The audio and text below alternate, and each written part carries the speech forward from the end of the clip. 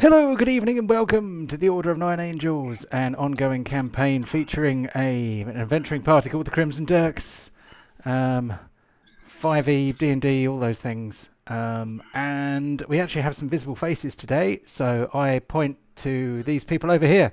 You can actually see Kevin, Chris, and Jamie. Ryan is also here. Aidan isn't here at the moment, so I'm going to make his character disappear from the frame because that is a way for me to remember who is there and who isn't, which I keep forgetting to do. There we go. Empty frame means that person isn't there. Anyway, would anybody like to have a go at reminding us what happened in the previous session? Shall I? Right, break a habit. Yeah. Fuck it, slackers. Okay, yeah. So we carried on that tiny little skirmish with all of those demons. But during the fight, there was a brave tabaxi with a bow that suddenly stumbled across us and thought he might as well help. After we finally killed all of that, he introduced himself as Buster. And then, just as we were trying to heal ourselves up, a celestial being, Remiel, appeared and said, "Oh, I'm here to help you. Bit too fucking late, sweetheart." But he's, and he sort of went, "Oh, just trying to help sort of the 9 heroes from legend that's going to end all of the blood war. They need some powerful artifacts to help do this. You guys seem to fit the bill. Oh, by the way, the rest of your party are ahead of you in the ye old thirsty pig." And then Remiel, so once we're ready to get started, call Remiel's name for the trial for the celestial artifacts, and then we carried on over to Neverwinter. And as we looked through the window of the ye old thirsty pig, we saw a very handsome and innocent Fire Genasi and a couple of friends having a quiet beer, not causing any trouble, being very lawful and abiding. Yeah, certainly not doing anything naughty at all. Yes, that is where you find yourselves, standing outside the inn where it all began, that fateful night on the festival of Lyra, when you all got shit-faced and met at a bar, and then wrestled a pig, and the rest is history. Inside you see 3 people standing at a table, and you recognise all of them, although one of them does look a bit weird. But yeah, what would you like to do? How busy is this pub? Well, not very busy. So quiet that the DM forgot to actually put any patrons in it. Let me quickly drag out some commoners to sit in the background. So, one for behind the bar, and a few at random tables. Commoners, also known as witnesses. Yeah. Past that. So there's a few people there. There's a couple of people behind the bar. One of them appears to be the proprietor of the establishment, and another is some kind of bar person who is just kind of serving drinks, pouring beer out of earthenware jugs. There's a few people at tables eating and drinking.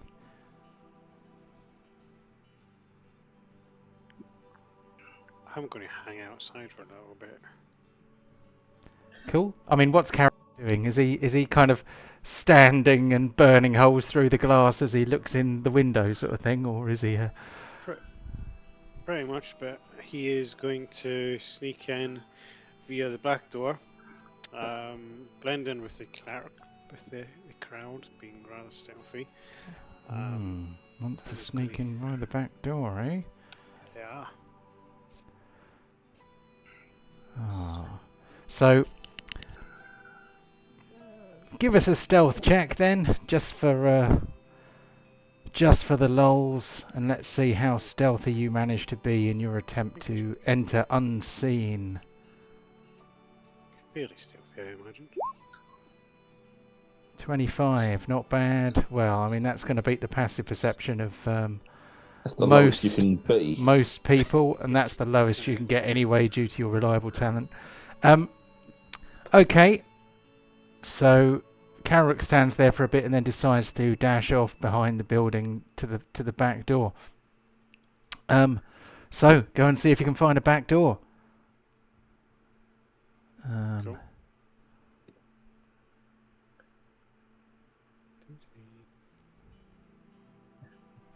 So there must be a back door. that's the back door there. Cool. I might have to move you through the wall because I didn't think anybody was going to go in the back way. So that's why they all say. Here we go. You find yourself inside the cellar. There are boxes stacked up. It's a bit dusty and cobwebby. There are some large wooden barrels on racks, getting ready to be, getting ready to be sold. There is a little door here, which you think will probably land you behind the bar. Cool. I shall go to that little door. I'll open the door and I'll beckon one of the barmaids or serving people across and say, that table over there with the fire genasi, what are they drinking? Right, 1 second. I'm going to get rid of this wall and put in a slightly different wall. One which I can actually put a door in. Okay. Where are the doors? There are the doors. There's the door.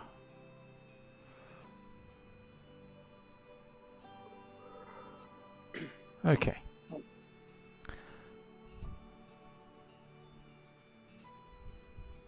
So, you open the door, and you see directly behind the door a large man wearing an apron.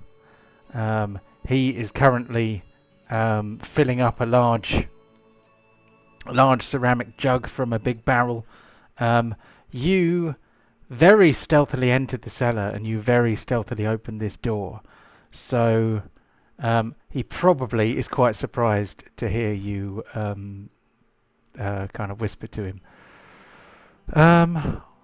What would I test to see if he's surprised or not? I'm going to give him a dex check to see if he can hold. Oh, okay. I was going to give him a dex check to see if he can hold on to the jug, but he just rolled on that one.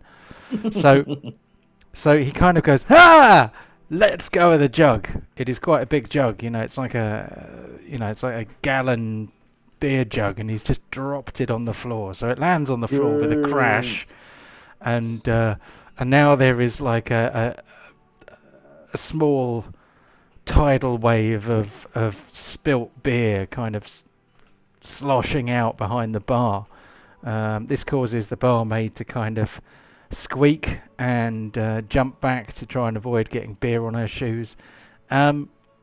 Everyone in the bar turns to look and see what has happened. They can't.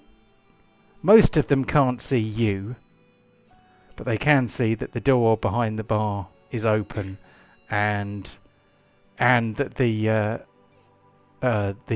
proprietor has just turned around to look at what's in the doorway. It's like, you just oh, I nearly shit myself. What the hell? How did you get in there? Oh, I'm gonna kill the barman as well now. What? Like, Did Karuk say that, or was that? No, Chris. That was No, Chris said that. Okay. So, Shh. are you shushing me in my own pub? Why, I order? I'm going to go. I'm going to jangle a pocket of gold. Looks like I've got quite a bit of gold. And I'm going to become. My friend over there. I've not seen him for a while. I'm trying to surprise him. You just ruined that surprise. So quickly make up an excuse. and pretend I'm not here. Oh, I'm. Oh well, I tell you what. Yeah, give us persuasion. Since persuasion with advantage because you are attempting bribery. We give you persuasion. It's a reliable talent. Here's the first roll. Go, go, go. I'll do the second roll just in case. So you're not proficient in persuasion? I'm proficient in most stuff. So, well, we take the best one then. It should give you a choice to pick advantage or disadvantage on that macro, but maybe it doesn't. Anyway, 24. That's quite persuasive. Yeah, I'm persuasive. It's insight wisdom based. I don't think he can possibly beat that. So he kind of looks at you and he looks at the money and he says, "Oh, I'm so clumsy. Oh, aren't I clumsy, Dora? Look at this mess I've made. Will you be a good girl and pop into the cellar here and grab the mop and tidy it up while I serve these customers here?" Oh, nobody's waiting at the moment. Well, that's good news. Yeah, off you go, Dora. Get into the basement. Nobody in there. Just go and grab the mop. And she kind of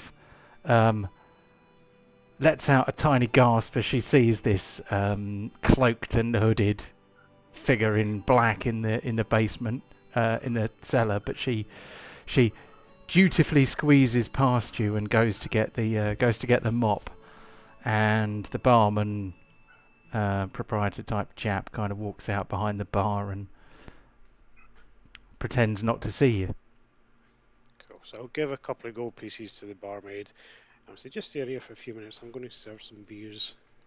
Just pretending to be here. And I'll walk out kind of stealthily, with my cloak over me, hunched over a little bit, trying to replicate how this bar lady would walk. Oh wow! Okay. God, that's definitely a skill check.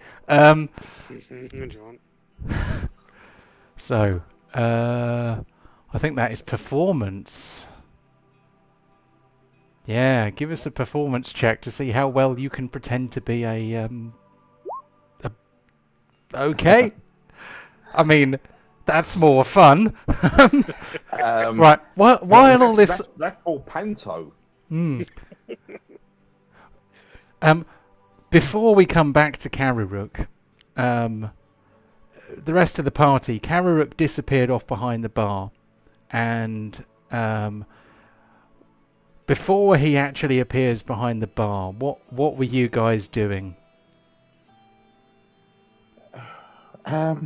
I didn't realise he'd be that nervous to see his old friends. Do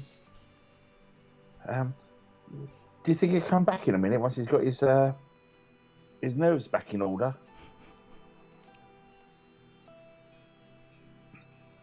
Yeah. Okay. Well. Rather than waiting out here, shall we just go and get a drink? I'm buying. Oh, I'll just barge past and go sit at the bar then. If you're buying.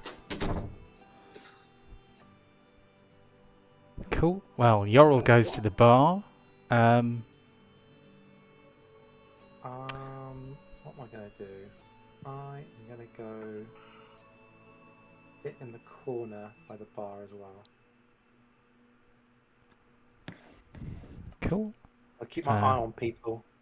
Always wary.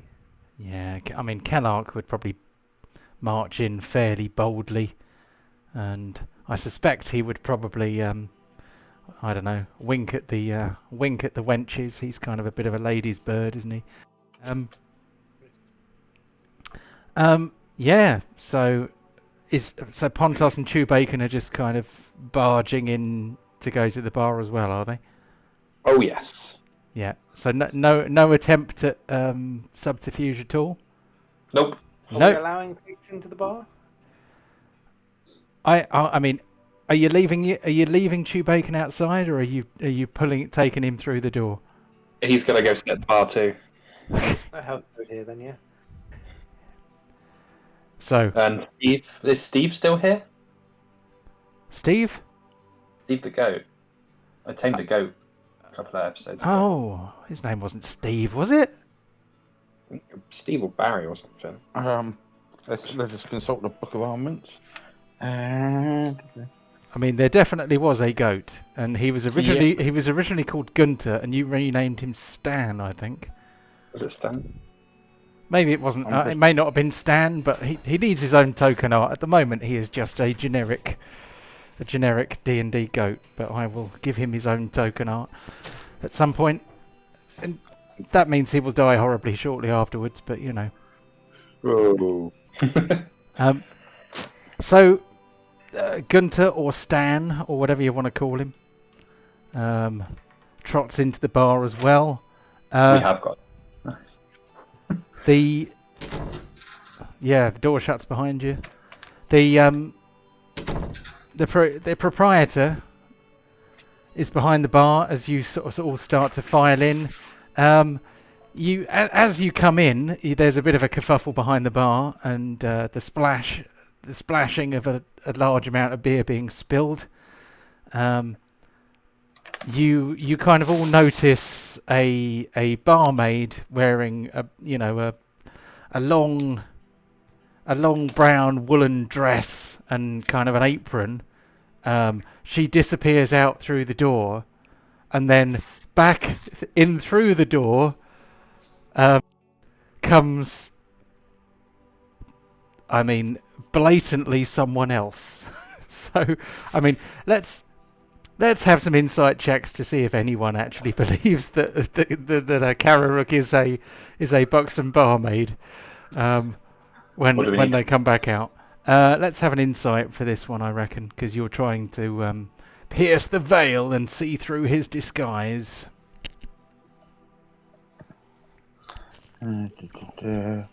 Oh, I might believe this. Okay, Yorl quickly notices that Kararuk, what did Kararuk do to give him this disguise here? Actually, pulled my cloak up over my head. I was carrying some beers then. All right. I guess. I was hunched over, trying to hide my face a little bit. Cool. Well, I'll do one for Kalark as well.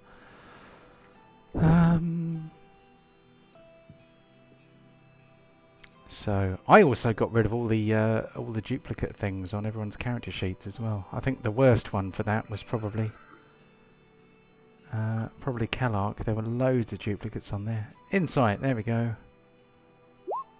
13. So the entire party are blatantly aware that Kararuk has appeared behind the bar. The proprietor, he kind of side eyes him and kind of, does this. He's like, oh, well done, Dora, bringing the beer out. Great. Yeah, would you like to serve these customers here, or he kind of looks at you rather questioningly and I'll just nod and wink, I'll move up to the bar and I'll just go, shh, I'm not here. I've got a cunning plan. Okay, Dora. Whenever you're ready, can order some drinks for my friend, please? Dora will just go, yes, of course you may. Barman, I just have to go and mop some things up. Can you sort these people out? And I'll just give them 10 gold pieces to the actual proprietor who's seen me as well. Okay. So this very subtle exchange is noticed by everybody on this hemisphere.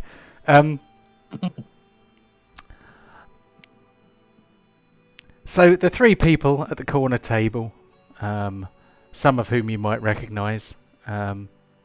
One of them a fire genasi of your prior acquaintance who he may have a slightly manic gleam in his eye compared to how he was before. What a legend. Yeah. And a crown. Also, there is a rather grey-looking halfling I who remember. his face kind of looks like it's possibly been smashed by a giant great club. Part of his face is missing. It's good fun making that token art. It's been ages. I've been waiting to show you that. And also we have the resplendent Margot, a blonde-haired and violet-eyed wood elf with a rather beautiful-looking longbow. They all see you come in, and Char immediately recognises Pontos, as does Margot, as does Rentaro. So they, from where they're sitting, they can't actually see Kararuk, just because the wall's kind of in the way. And Char stands up. Margot kind of waves slightly ironically. I cannot remember what her character's personality was like at all, so I've decided that she's a bit aloof. Rentaro looks like he might not actually be capable of speech anymore, but he does have a certain intimidating presence. But Char just kind of walks around the table, walks towards Pontos and says, slaps his hand on Pontos' shoulder and says, "Pontos, it's you, Captain Pontos. Do you recognize me? You must. It's your old friend Char. Hey, how's it going?" I would like to not say anything, give him a big bear hug, and then point towards my groin because I can hold him with one arm. And he knows where his bottle used to be kept. Yes. I remember your groin all too well. Yes. Well, I've still got my bottle. Yes, I clean it regularly in memory of its time in your loincloth. Would you like to come and sit? I've got so much to tell you. I heard you were here in Neverwinter, so I went and liquidated all our assets in the south. Big adventure ahead. I'm going to ask him if he's paying for drinks. If so, then I'll come over. Well, I mean, it'd be rude. It'd be rude not to. I mean, I've got all your cash at the moment, so yeah. Come and join us at the table, and I'll tell you all about what I've learned during my tenure as the ambassador to the Nine Hells. And he goes back over to the table, and he kind of waves at the landlord and says, "Oh, bring drinks for all my friends." And then he kind of he squints as he looks over at the cloaked figure behind the bar, and he does an insight check. Just approximately, Chris, roughly how much do you think Char's got on him?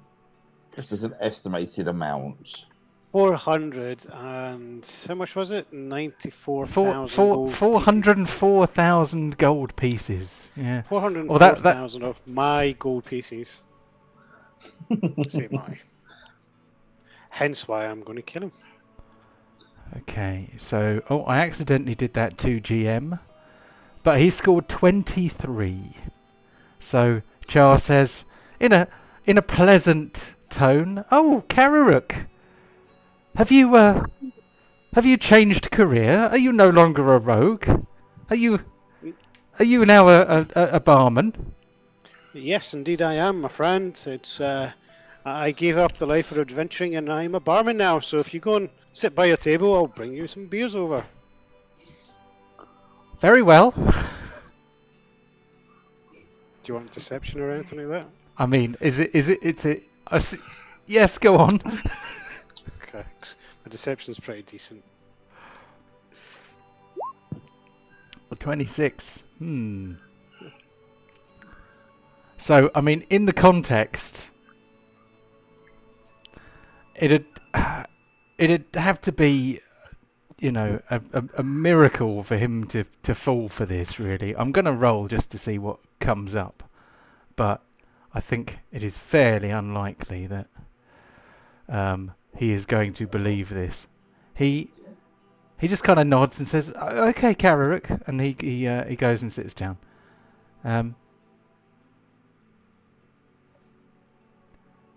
You, yeah, he might say something else in a minute, but he's kind of a bit nonplussed by that exchange.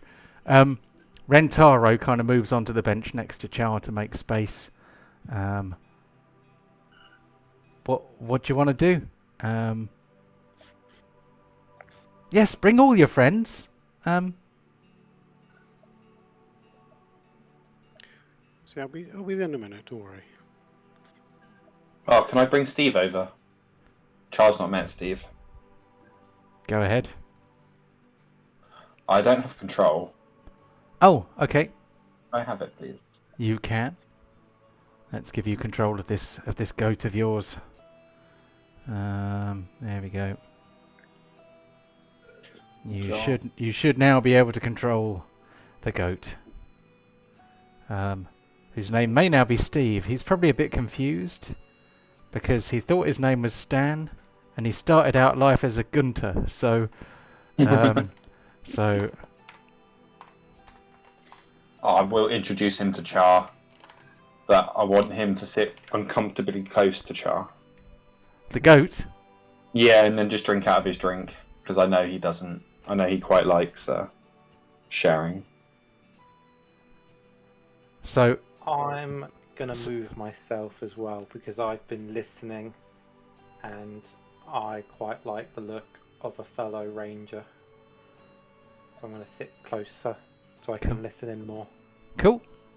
So Margot, who is looks a little highly strung, but is quite nice to look at. She's certainly quite easy on the eye. In a stiff and not particularly friendly sort of way. Kellogg has already sat on the bench next to her, possibly a little more closely than politeness would allow. I'm not sure how Margot would take that. How would Margot take that? Do you remember? Not well. Don't think well at all. Stuck up her own arse, I believe. Very pretentious. So Margot the Resplendent kind of looks at the muscular feathered leg next to her own, which is actually touching it, and she says, "Would you mind terribly moving up a little bit? There's another bench over there if you prefer. I know I would." And yeah, Kellogg just kind of gives her a little bit more room and possibly a wink. Well, I mean, now we're mostly all here. Yeah. What? Pontos, do you want to see where the drinks are? I could really do with a nice wine to drink while we hear what's been going on. Take more drinks. I'll make my way over with a big tray of drinks. I can send my goat over if you don't want to come over. Beer. Great. Yes, it's alright. I don't mind going out. I'm stuck behind the bar though. Oh, okay. There we go. There you go. So I'll bring the tray over and go up. Go to this table first, and go, here you go, my friends. And I come up to this table. And with my tray, I'm going to put out one for Taro, one for Margot, then accidentally spill Char's on him. And as he stands up, I'm going to put out Shadowfang. And The put it right crossbow. against his throat. Shadowfang is a crossbow. Sorry, no. Wraith's Lament, sorry. Say, so my friend, where's my money? So, ooh, okay. So I'm going to get you to roll initiative, not because you're going to have a fight necessarily, Well, but because I want to know who acts first in this situation. Who gets the draw? Who's quickest to the draw? So I'm going to quickly. All of us. anyone who wants to do anything, but particularly I want initiative for Char and Kararuk. So I just pushed the button and it didn't actually. There we go. There you So Fuck you. so Char actually beats you to the punch. So That happens to be the first time ever. That's his right. I'm not happy. Oh, Fuck you, Elf. Fuck you.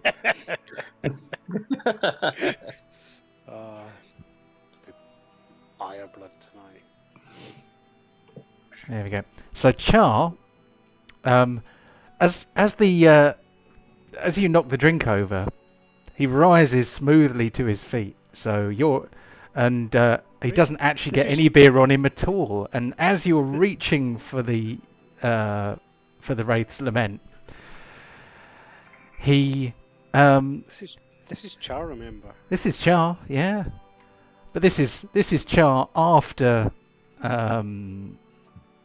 the Deck of Many Things, who has a slightly different temperament to our previous Char. And not my dice rolls. Really Yeah. good. So where is it? I don't know what level it is. There it is.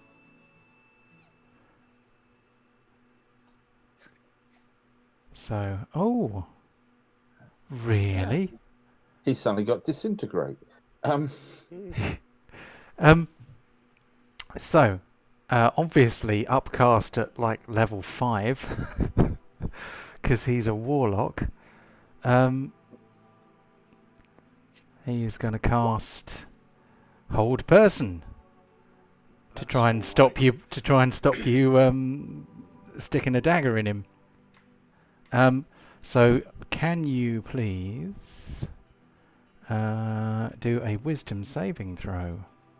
Obviously, I'm going to use Slippery Mind when it comes to this as well. So I do that at advantage. Proficiency in Wisdom saving throws. Oh, okay. That's no standard is going to be advantage. Oh, proficient. Where's it Prof- one? Proficient just allows you to add your wisdom, the proficiency to, if you're not already got that. Yeah, let me copy the whole Yeah. thing down. So you got a 4 plus a 5. What's the 5? Oh, the 5 is your save bonus. Yep, so that's a 12. The DC would be a bit higher. I'm not sure what the DC is. It'll be on the spell page, won't it? 18. So the spell save DC for Char's Hold Person spell is 18. And you got a 12. But actually you rolled with advantage and you didn't have advantage. So actually you got a 9.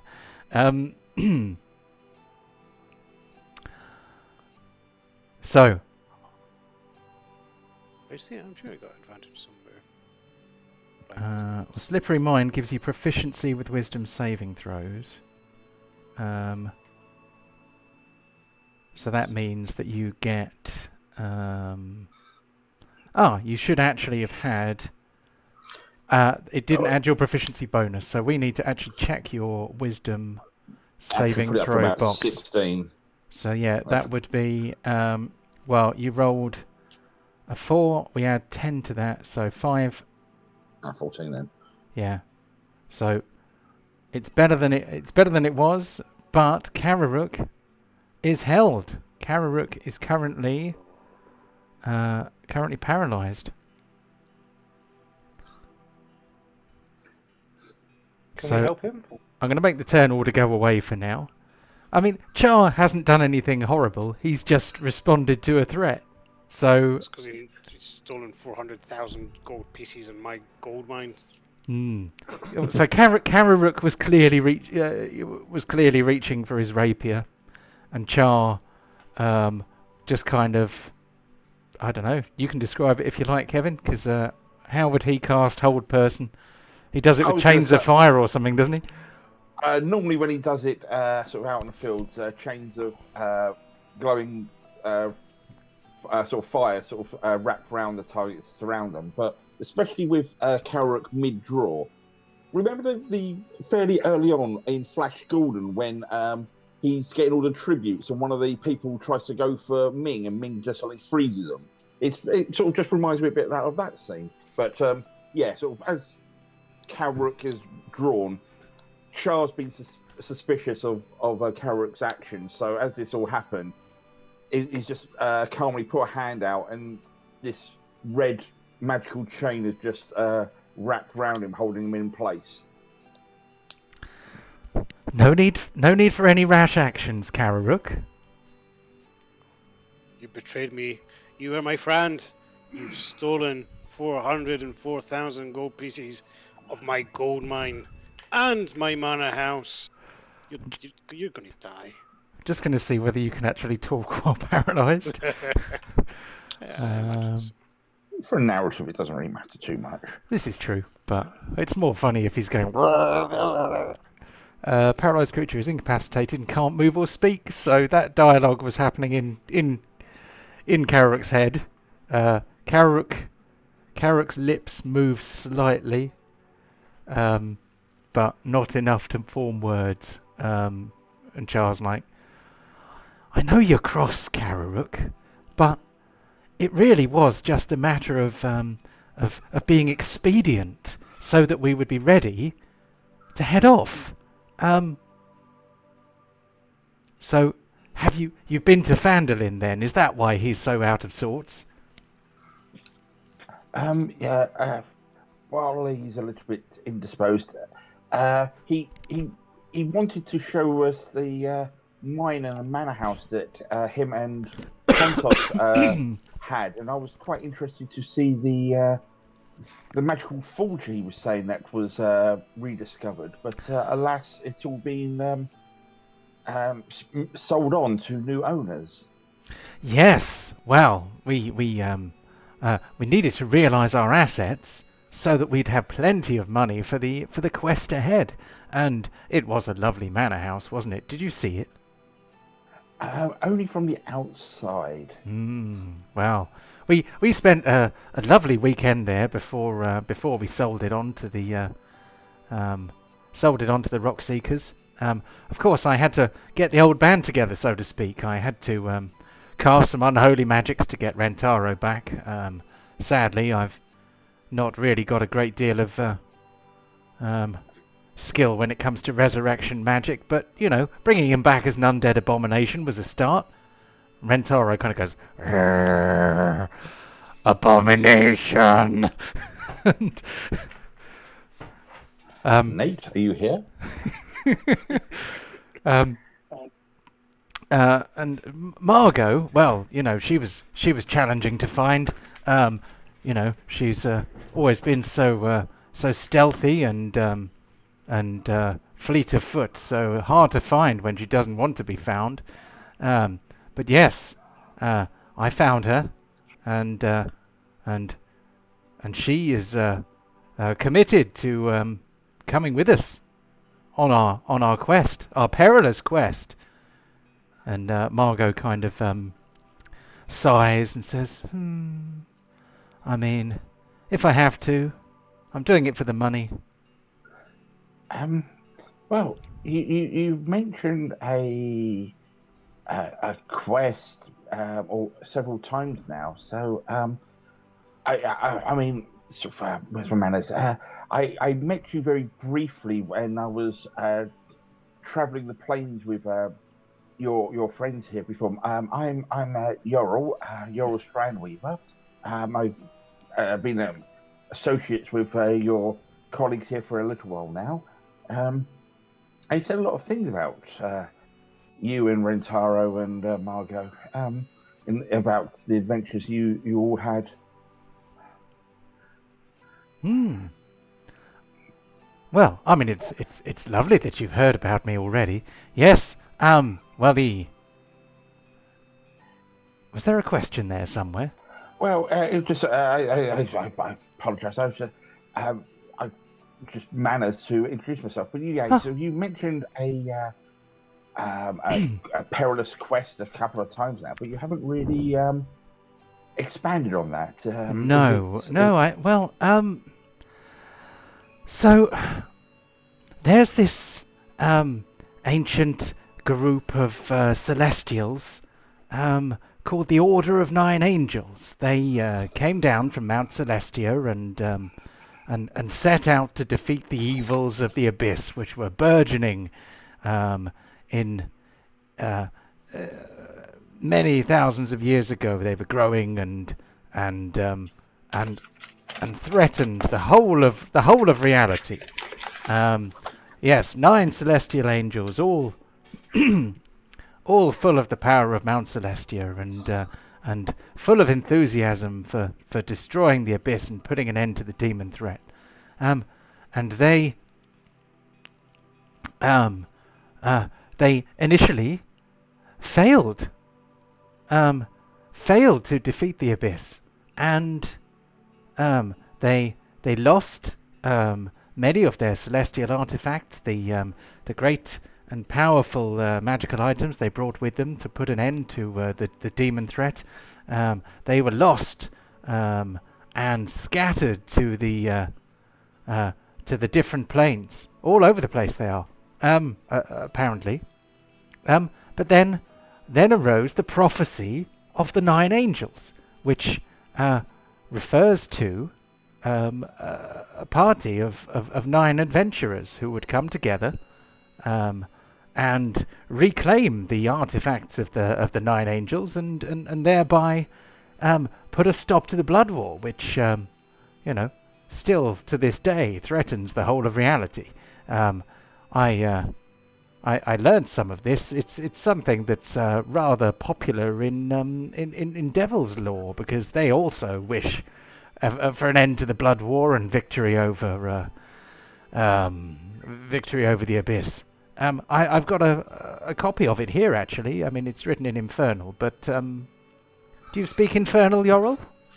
I have ways to translate it. I don't naturally know it, but I can. Oh, in fact, yes, and I do actually know Infernal. But wait, why did I give myself Infernal? But yes, I do. Cool. Wizards, they know everything. In that case, I will reveal the handout to you so that Yorl can read it in Infernal. So here we go. Yorl's in a corner, glass of wine in one hand, book floating in front of her. She's just slowly reading it, going page by page as she's sipping. Yeah. Happy days. So the prophecy of 9 angels. I mean, you can read it out, or I can read it out. Depends how dramatic you feel. Let's see what we got here. Right. Let's zoom in a little bit. Right. When darkest night grips the hearts of mortals, and the abyss yawns wide to swallow the world, 9 seraphs shall descend upon the heavens ablaze, wreathed in golden fire and bearing the judgment of light. From ruin and scattered stars shall rise the 9, mortal hands chosen to wield divine wrath. Their souls tempered by betrayal, blood and flame. Bastard. Their fates entwined with relics once borne by saints. One of flame and broken trust shall walk ahead, a herald of ruin and redemption alike. Gathered kin from ashes and frost, from shadows and sky, to bear the burdens of heaven's war. Together they shall cast down the lords of the abyss, and make the spawn of chaos with blade, flame, and word, and stand in triumph as heaven's hand made flesh, crowned not by kings but by the 9 eternal. When their task is done, and the earth lies still, the relics shall awaken once more, and the gates to the Everlight shall open, so the angels may walk again among mortals. And Char says, "Well done, Yorl. Oh, excellent translation." There's a little sulphurous tear in his eye. He says, "Very beautiful. It's not often I have to read text of that language. There's a few ancient scrolls and things in my studies, but it was nice to practice. So, no, thank you very much for letting me view that. Oh, you're very welcome. If I release Kararuk from my spell, do you think he's going to stick that sword in me? It's a 50-50, I will say. Pontos, do you think you could hold on to him for me? As in a cuddle. Yes, just wrap your arms round him and I'll let him go, and then we can try and talk him down. What do you think? I could grab Karuk with one arm and Char with the other. Well, you can't reach at the moment. Char's on the other side of a table, but no, just hold on to Kararuk, and then he won't stick that sword in me, and that won't be the end to the quest before it even begins. Yeah, I can. Can I not just disarm him? I mean, you can disarm him too. You can take his sword and hold on to him. Do you hold on to Kararuk? Yeah, I can hold on to him, Okay. but not very tightly. Okay. Have you got a good grip on him, Pontos? Yeah, of course. Okay. Karuk can slip me a 50. Say that again. Karuk can slip me a 50, and I'll just let him go. So, Jar drops hold person on Kararuk. Oh, you little fucking fiery git! I'm going to kill you. Pontos, let me go. Why aren't you letting me go, Pontos? Oh, I'm going to kill you! I'm really going for it. And I'm... Don't kill me, Kararuk. There's just no need for it. You've got all my money! You sold all my stuff! Well, I can show you where it is. Where is it? It's in my bottle. Let's all go there now. It's more discreet there. If this is a trap, you're dead. It's not a trap. You've been to my bottle before. It's very comfortable. I used to enjoy being in your bottle. Not when it was in Pontos's crotch, mind you, but I did like being in your bottle. Well, exactly. Let's all pop into the bottle for a bit, and we can get the hookah out and have a nice restful smoke. What do you say? Pontos, give me my sword back. Give me Wraith's Lament, please. Yeah, I'll slide it back. Cool. So I'm keeping it drawn. I say, let's go. And I'm looking over at Bosta and say, Bosta, I know you're new to the party, but I think you should join this. I'm up for it, yeah. Okay. Curious to find new things. I'm assuming that there is no limit to the number of people that can be taken into the bottle, but No. So Char kind of... Say that again? We've got to take the goat in as well. Cool. Okay, so I mean, to anyone out... Look at eat some of the cushions. Oh God. To anyone outside, suddenly you all turned into smoke and were sucked into this rather garish-looking bottle. To you guys, you've all just kind of, in the blink of an eye, transported into a different place. So I'm just going to pop you in there now. And whilst we're in, Chewbacon's just going to rub himself against every fabric surface in the entire place whilst we talk. Okay, so Chewbacon moves about, rubbing himself on things. There are 4 large sofas with some nice cushions on, and there are kind of like 4 suits of armor. God knows where Char got them from, and 4 rugs. The floor is kind of this mosaic tile, and there are there are 8 treasure chests all there. There's a table in the middle with 1, 2, 3, 4, 5, 6, 7, 8 chairs around it. It's quite nice. It's a lovely even temperature. It's quite well lit. You know, there's yeah, it's nice. I'm going up to this treasure chest and kicking it open. It's trapped. Yeah, fireball trap goes off. That's And, alright, I can handle that. yeah. So the treasure chest opens, and inside are sacks of gold and platinum. Oh, you see that one there? That's got about 100,000 gold pieces in it. A share of that's yours. Also, there's the treasure chest that I had with me when I was banished accidentally from the plane of shadow back to the plane of fire. There's some treasure in there. I think that comes to about.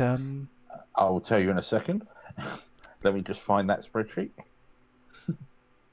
Yes, I have spreadsheets. Where are you?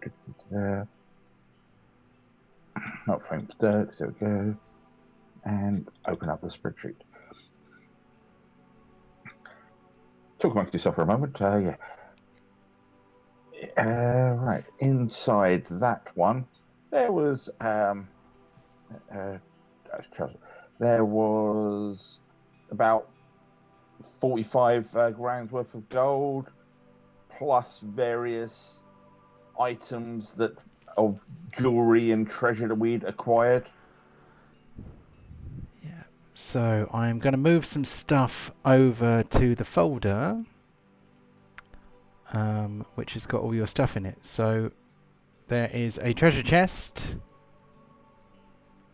which actually has in it Kararuk's Leaf Steel Longbow, which is a bit confusing because. But anyway, there was some gold in there. There was some potions of healing in there. There were some spell scrolls. There's also the party loot, which is an old handout, and Char had it in his bottle. So we've got treasure from Lord Milan, which was about 10,000 gold pieces, which you kind of had with you, but I don't know. I have not really kept track of this. There was another treasure. There's a table there which has got like 25,000 gold pieces in it. Anyway, you've got tons of money. You've got lots of money. You've got almost more money than you could possibly know what to do with, really.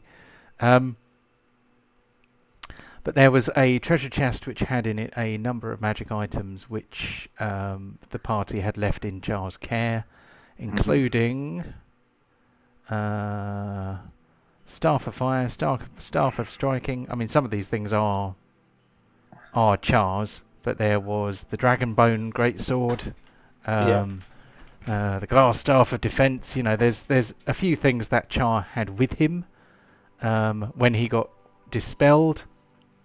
And when you get to that particular chest, sort of Char will just turn and go, I kept these items to one side just as a contingency if anything ever happened to us. And you see there's a few sets of, not necessarily compared to what you've got now, but yeah, it's still very good sort of sets of armor, arrows, holy symbols, some weapons, even a little, like the knife rolls, the fabric rolls of knives sort of thing. And it's one of those inside's got a load of lock picks and all sorts of bits and pieces. Yeah, I always just had a contingency for if things had ever gone pear-shaped. Indeed. But yeah, it all seems to be here. So you've got all the gold that came from the sale of the manor and the share of the mine. You may remember that the certificate of transfer. So I'm going to go and sit on this seat, put my feet up on the table, say to Pontos, you should have taken him out when you had the chance. So explain yourself, please. Well, I don't know. I'm just going to walk off. Pontos is not sociable. Fair enough. But he is rich. He is very fucking rich. Yes. Yeah. I'm just making a subfolder quickly. Char, tell me. I can send you over the spreadsheet later, John, if you need it. Cool. I tell you what, you were kind of looking after that before, so I'll kind of let you carry on looking after that if you like. Yeah, that's fine. Carol, did you hear what I read out above about that prophecy that was in that book? So, you mean when I was paralysed and I couldn't really do anything?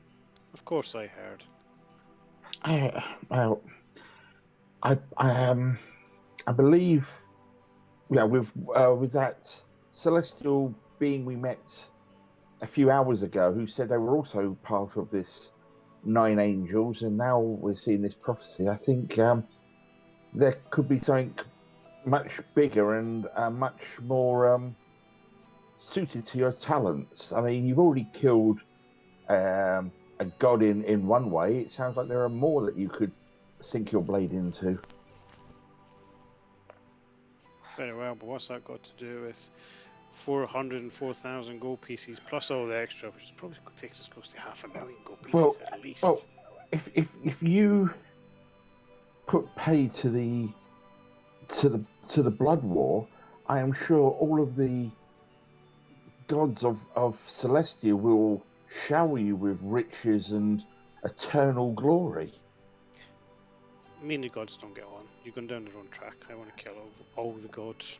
Well, you know my history. Well, the gods that you've been picking on so far, yes, I totally agree. But the ones from Celestia, I mean, they can literally shower you with all that you desire. I can just imagine Bosta's reaction at the moment with all these gods.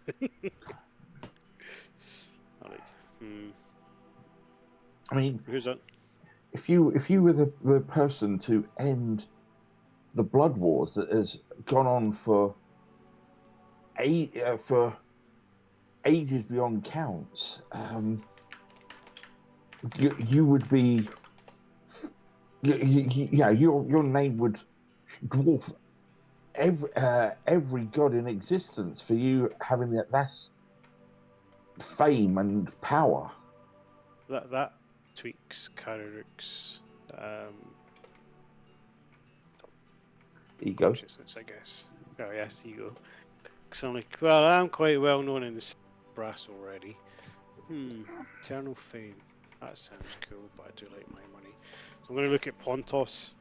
What do you think, matey? And I'm going to look at Bosta and say, I know you're new, but you've helped us out once already. What do you think? And your roles as well. Wow, I'm always down for more money and some more upgrades to my pig. I'm definitely interested in money. I'm also moving over here to look at this chest rather intriguedly, like I'm curious about its contents. See, that's my money, Mimic. Bosta. So that's my money, Bosta.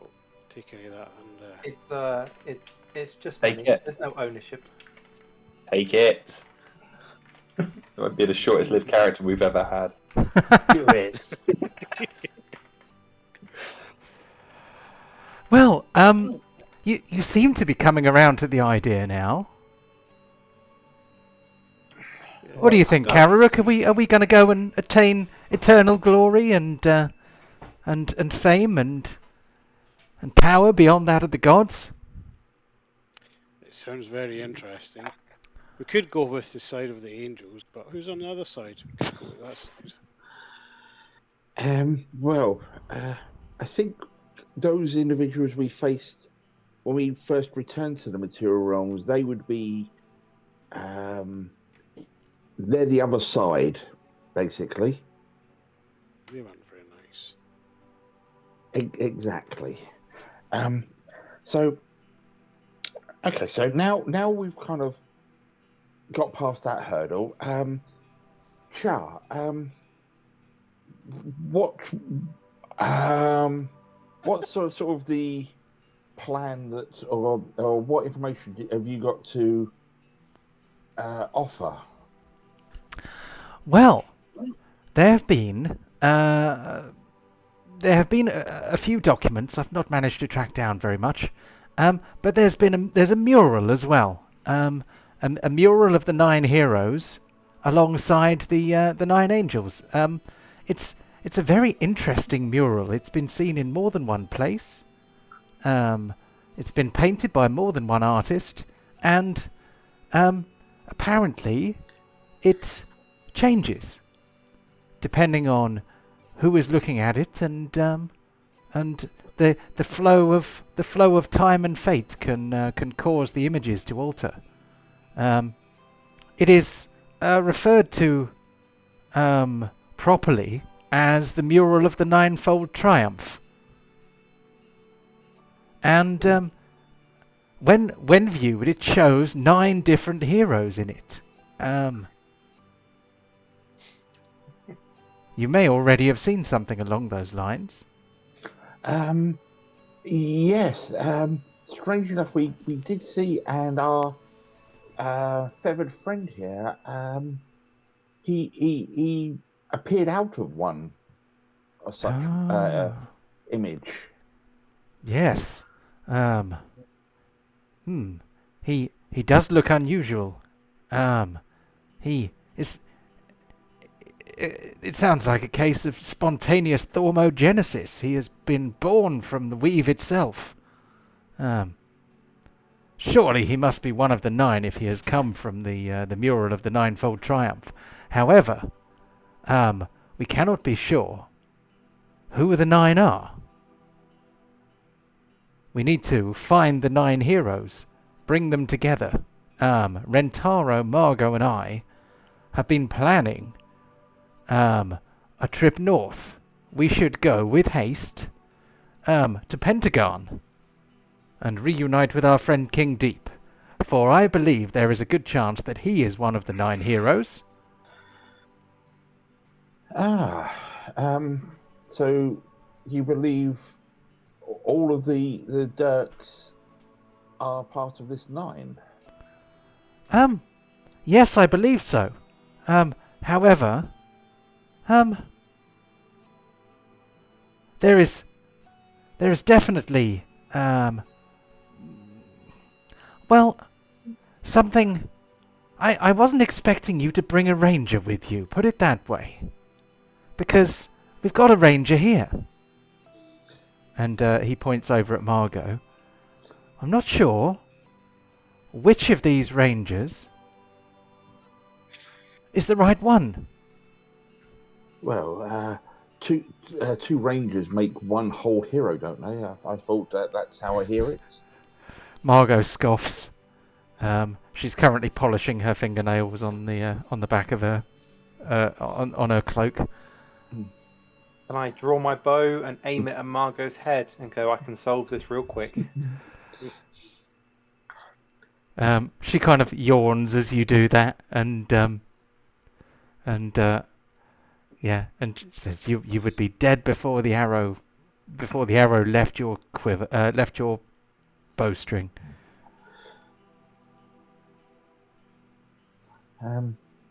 Well, we yeah. I mean, does Chewbacca count as one of the 9? Well, no, none of the murals that I have seen described. For the mural itself is fleeting and moves from place to place. None of them have described a giant boar. I'm going to need to get another chair for this table. There's only 8 chairs. I suppose I could stand on the table in the middle, looking all fiery and resplendent. Be part of it, can't it? Because isn't he the sign of Satan? At least he's a god. Asmodeus. Okay. So,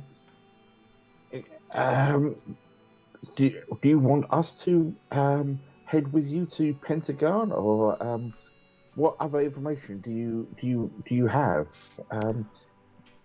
You're Well, keeping everything very close to your chest here, Char. well, um, there are certainly some documents packed away which I can share with you all that we can use to try and make sure that we get the right 9. I mean, one of the heroes depicted is clearly a dwarf. I mean, I assume it's deep, but I suppose it could be our other friend. Borin. I suppose it could have been Borin. Well, I very briefly met Deep. He seemed to be a little bit more harmonious, and if we're talking about Celestials, they definitely seem to prefer harmony. But yes, it's there's a dwarf. There's definitely a fighter. There's definitely a wizard. There's definitely some kind of monk, we believe, and a ranger, and a warlock. And another member of the 9 is also somewhat cloudy.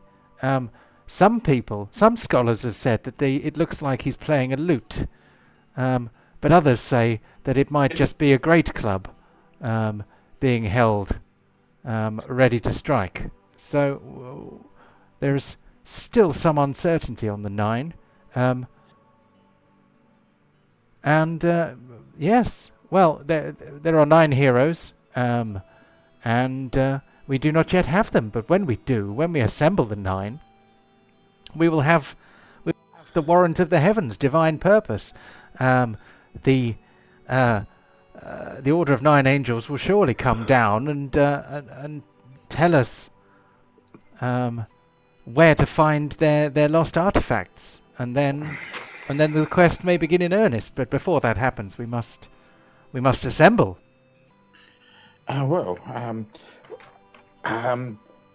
Just for on our side of things, shall we, as we came back to the material plane from our trip to the City of Brass to try and find you, we were beset by a number of demons from the abyss, and afterwards there was a celestial being who was a little bit late, but they said when we were ready to start the trial for the relics to call their name to summon them. Very good. You've already made contact. Yes. So when we have our 9, we can do that. Or if they're happy for the trial to be done in legs, so we go ahead, or something. I do not fully know, and your mimics are a bit excitable, it seems.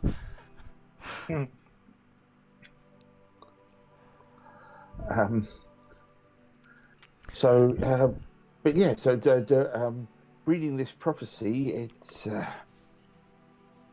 one of flame shall. It says flame and broken trust, and sideways look to Calric here. Shall walk ahead. So, are you?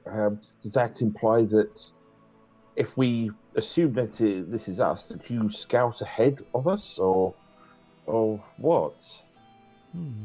Well, let's see.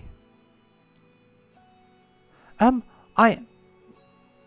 think we are fulfilling the prophecy as we speak, and by walking ahead, it may just mean that I set path on the set my feet on the path of the quest somewhat before yourselves, in attempting to assemble our war chest. Okay, fair enough. I'm not sure what it's talking about with the whole betrayal thing, though. I don't really understand that bit. I just look, all right. I pull my sword out and I just fiddle with it. And then what I'm going to do is cast Vortex Warp on Char, bring him right beside me with my sword, and say, "Careful what you're saying, friend." So Vortex Warp. Vortex War. Oh, drop it in the chat then. Yeah. Does he get to resist it, or does it just move him? I think it just moves him. Give me 1 second. Vortex So, you magically twist space around another creature you can see within range. The target must succeed on a Constitution saving throw. Ooh. Nice. It's not his best one, I don't think. It is definitely not his best one. It's not his worst. You can choose to fail.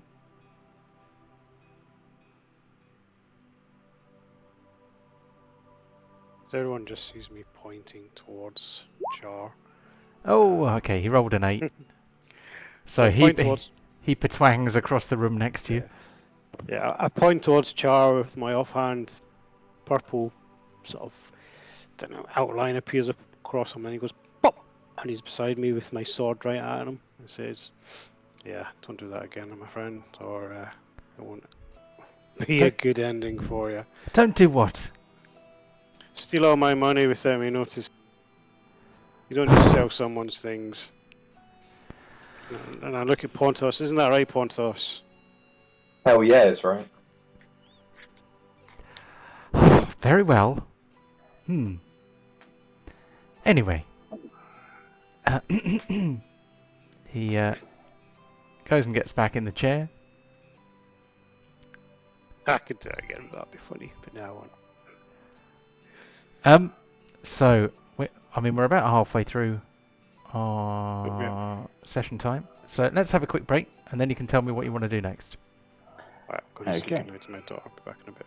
No worries. Coolio. Char could counterspell it. Oh, I didn't think of that. But maybe he just let that happen. But yeah, if you want, I can email over you the spreadsheet if you want to. But I've got it all in record. Cool. I trust you. So, Mm-hmm. right, I'm going to very quickly go and grab a drink, and then, well, I say very quickly, in about 10 minutes' time, let's come back and start again. No worries. Okay.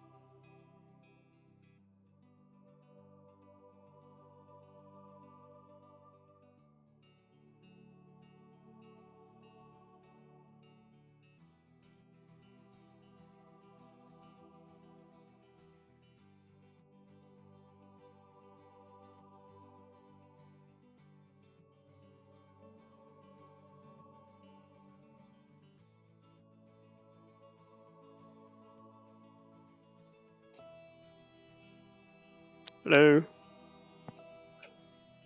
Yellow. Stop trying to kill my child, you bastard. No, you nicked loads of money off me. And I could have stuck you the sword, but I didn't. You say, knit. It's all around you. Just go to one of these chests and pick up like a couple of bags of platinum and electrum and say, yoink. I'm going to go and use something. I'm going to go and try and get a tattoo, some money. Blood Fury tattoo. Which I've just been googling about. What is that? A magic item? Yeah, someone with a needle, special needle, tattoos you. The tattoo holds 10 charges, regaining all expanded charges after each rest. But what it does, if I hit a creature, it lets me use one of those charges, do an extra 4d6 necrotic damage. And if I'm damaged by a creature, I can use a charge to have a reaction and create a melee. Basically attack it back for free. Sounds quite powerful to me. All right, there it is. Oh, that's yeah. It's a bloody legendary item. Yeah, that's what I need all the money for.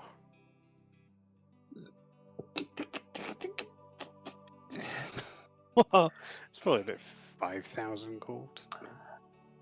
And the rest. Yeah, I don't know if John will let me have it, but Yeah, legendary items are normally in the realms of it. Well, first off, they are so rare and sought after because they're so powerful. They don't often become available just to someone to go into a shop and go, "I'll buy that, please." And even if they do, you're looking like 200,000 to 500,000 gold. lucky we've got that much gold. Yeah. So you're saying, Char, you nicked all of our gold, and you just want to go, I want to blow it on one item. And then poor Pontus and Char and everyone else doesn't have any gold because you've just blown it all. Yeah, we'll make some more.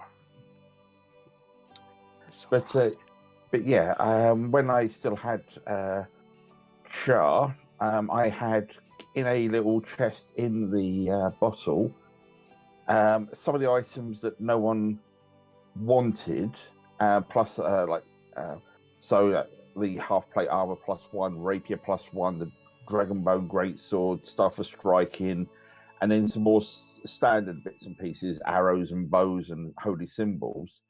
So if we'd ever got like arrested and our gear taken off, I could always summon the bottle to me, and we would then have a contingency of gear to get the hell out of there. Yeah, but I see. It's a good idea, but Kyrie just sees you've nicked all his money, sold his mind, he was pissed off. Yeah, so no, Jamie, to give Jamie a little bit of context, we did Lost Mines of Fandelver, which is the first adventure we done, I think, about 4 years ago. Something like that. Wow, maybe crikey. Anyway, when we come back up, we sort of rescued this mine from demons, well, monsters, or whatever, to help with these rock dwarfs. The Rockseeker brothers. The Rockseeker brothers, that's it. And as part of the contract, we got part of that mine, which produces magical items, which I think is pretty sweet. And we got a manor house, because it was all derelict and we did it all up. So, as you can imagine, Kararuk comes back and he notices that Char's sold it all, so he's a little bit pissed, hence why he's going to kill him. Short story. But Char was just trying to liquidate all the assets, so wherever we got to travel across all the planes, we've got funds. Yeah, Kararuk doesn't know that. He just wants to kill you. And I'm expecting my fellow ranger to be helping me here. Well, I say fellow ranger, I'm guessing you're a rogue or a ranger. I don't know. You're on mute, buddy. Ranger. You're ranger, not rogue. Okay. He's a cat. He's a tabaxi. Yeah, I noticed. I've never seen one of them before. I like tabaxis. They're fun. Then again, I'm a cat person. So, have you done much D&D? Not at all, to be fair. Oh, okay. This is my So we first go- proper yeah. fleshed out character.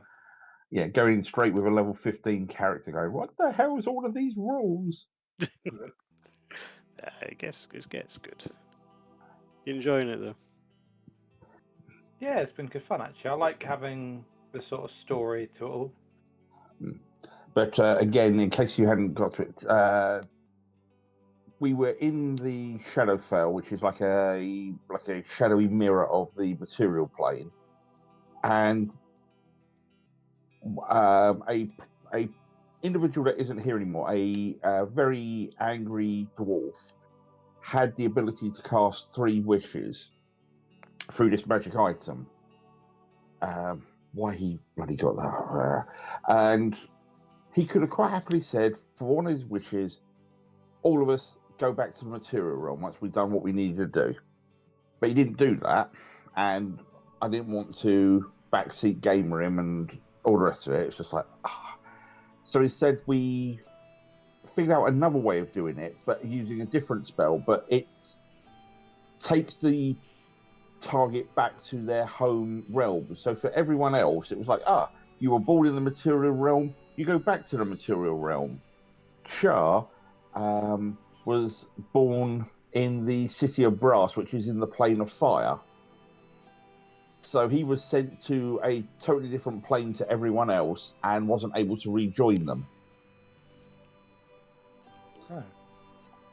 Yeah, and so as the party carried on with what they were doing, they met Yorl instead. Oh, okay. And now I'm just sitting at a table looking at myself.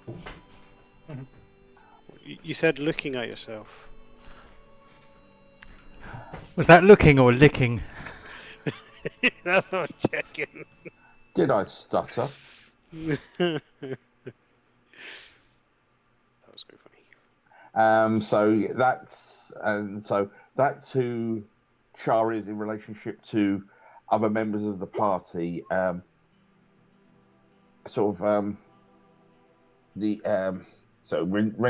was a monk of one of our players. Sadly, the character died during the Fandelver campaign, and he then created a second character who was a cleric called Deep. Margot, she played a little while, then real life took over, and she had other priorities such as children. So unfortunately, she had to step away. So the only ones that are from the original group now are Calrook and Pontos from player-wise, and Char technically joined the campaign from session 2. Fair enough. Hell of a history. So this is my first D&D game as well, and it's been lasting, I'd say, 4 or 5 years now. It's been quite a long one.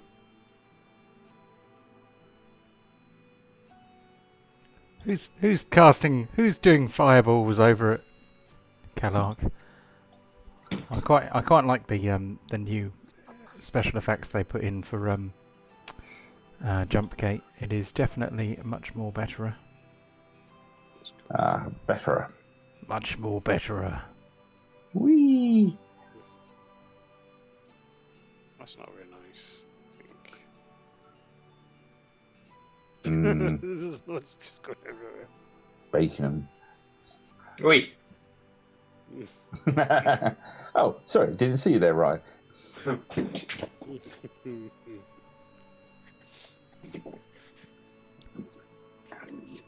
Okay, so the images depict at least a dwarf, and you believe.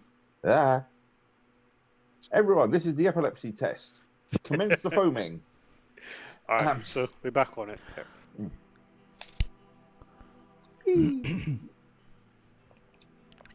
This is all canon. This is all happening. Yeah, so it's a magical little pocket plane of the genie warlock. Right. So Can you show us your face again, Kev? oh, sorry. There we go. Then everything lines up again. Hooray! My Hooray. bad. Okay, so so you believe the that part in the prophecy was about how you just instigated all of this, Char. So okay, and so we all heading towards Pentagon then? Yeah. Or should we summon this angel and begin the quest for these celestial items? We can hold a seance. Summon the angel. But it's not really a seance, it's calling them, and then we begin this trial, whatever it is.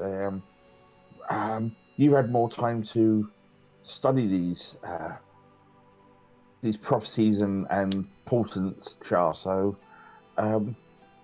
any advice from yourself? I don't know which way the DM's got it organised. I believe we must be 9 before we can begin.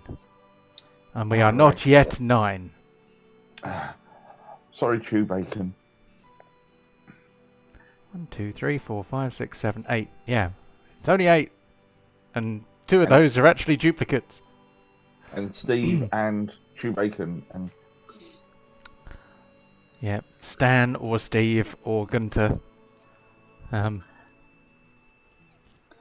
Right, okay then. So you were going to speak to the Lord of Pentagon then. Woohoo! Okay, so if we are heading off to Pentagon, is there anything that you want in Neverwinter before you go? Yes, please. Can I look for a tattoo? Blood Fury tattoo. I wonder why you typed that. It's nice. Are you sitting down, John? I know what this is because Alright, I'm not going to get it then.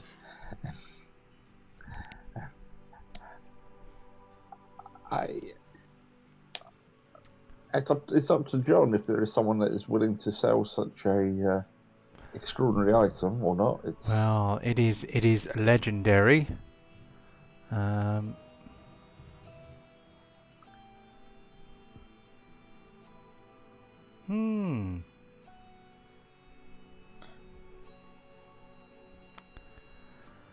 So, would they have such a thing? I mean, if they're going to have it anywhere, they might have it in Neverwinter.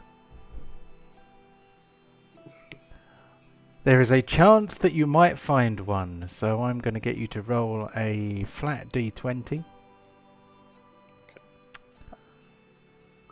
I'm looking for high, I guess. You do not find anyone willing to sell you a Blood Fury tattoo. Alright.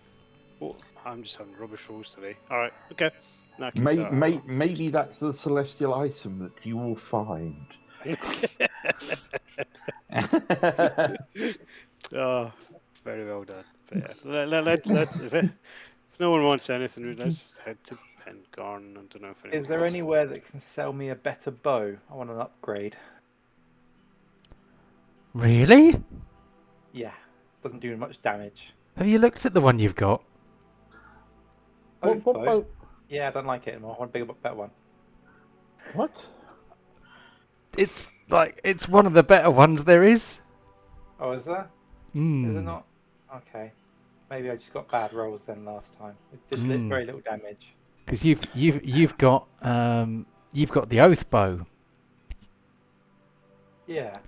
Which as magic bows go, it's pretty good. I mean, it does d8 damage, but that is what that is what a longbow does. Yeah, basically, yeah, I'm just sort of reading now. No, that's the newer version. Let's look at the Legacy option. Same thing, yeah. Basically, you choose at any time, as far as I can scan read this, an enemy to be your sworn enemy, and when you're attacking your sworn enemy, You get bonus damage. you get bonus damage. Yeah, an extra 3d6 piercing damage. What I should So what I should probably have done is put the magic item card somewhere where you can look at it, and then you would have known what to do with it. So let me do that, and then hopefully it will yeah, I mean, become more evident how it works. yeah, because I mean, if you got Hunter's Mark on that target as well and hit it, so you're doing 8 plus 4d6 plus your modifier, which will be your dex, on every shot. That is quite filthy at range. 1d6. Okay. Do I do 1d6 plus dexterity, or is it just on its own? No. You'll normally, if you shot, you do d8 plus your dexterity, so it'd be d8 plus 5. I'm guessing from your dexterity at this level. Yeah. If you've cast Hunter's Mark on your target, for example, you would do an additional d6 there. And if it's your sworn enemy, you do a further 3d6. So that's 4d6 plus d8 plus 5 damage on every shot on that target. That's quite a lot. But that didn't come up last week, and I assumed foolishly that you would probably look it up. And what I should probably have done is done what I've done now, which is give you the magic item details. Yeah. Also, so that you can look at it. Yeah. Also, you have advantage when shooting your sworn enemy, and the target doesn't suffer any cover bonus, and you don't suffer any disadvantage shooting at range with it either. That's actually really good. It's a lot of little abilities that add up to be really good, rather than like one single ability. Okay, that's cool. At least I guess it's not just me being weak; it's just me not using what I have available. You were pacing yourself. Yeah, let's go with that. Yeah. Again, you're coming in from I've never played D&D to a level 15 character, so there's going to be a lot of learning the nuances. So that's fine. Yeah, you probably don't need a better longbow than that. At least not yet. Okay. I should also probably point out that there are some handouts. There's like a rules and cheat sheets folder which has got some quite useful cheat sheets in it if you want to look at them. What else have we got? That's probably all there is to look at really at the moment. But if you are heading north to Haunted and Wintry Pentagon, how are you going to get there? How did you guys get there last time? I'm assuming you've been there before. Yes, we were. Did we take the ship up the coast a bit, then continue on foot? You went by coach the first time. Let's grab a coach and do that then. Yep, the Pentagon coach is a night black coach with swarthy hooded coachman and black horses with scary red eyes. You get into the coach headed north. I need some creepier music for Pentagon. I also need to find the map of Pentagon, which I seem to have misplaced. So give me a few seconds to try and find that, because I need a new area map since we're going somewhere else.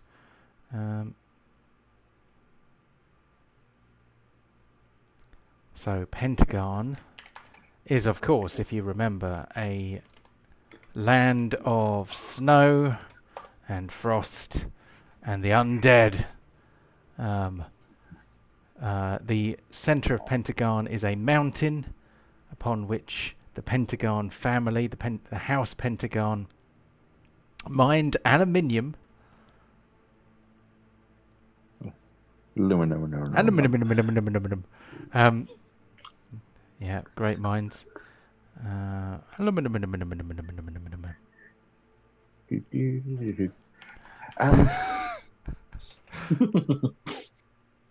So, do I still have Pentagon's map on here?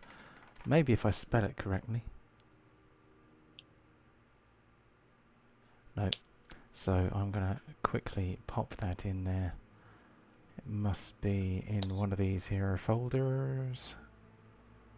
That was season 3, wasn't it? Yes. Yeah.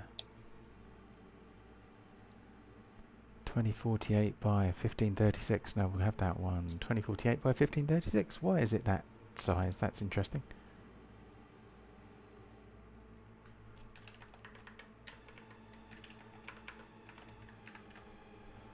I'm not sure if I like this music. It's maybe a little bit too creepy.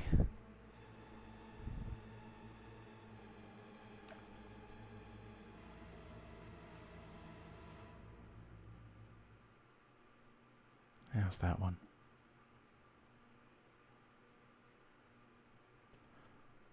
Scary and mystical. Maybe that'll do it.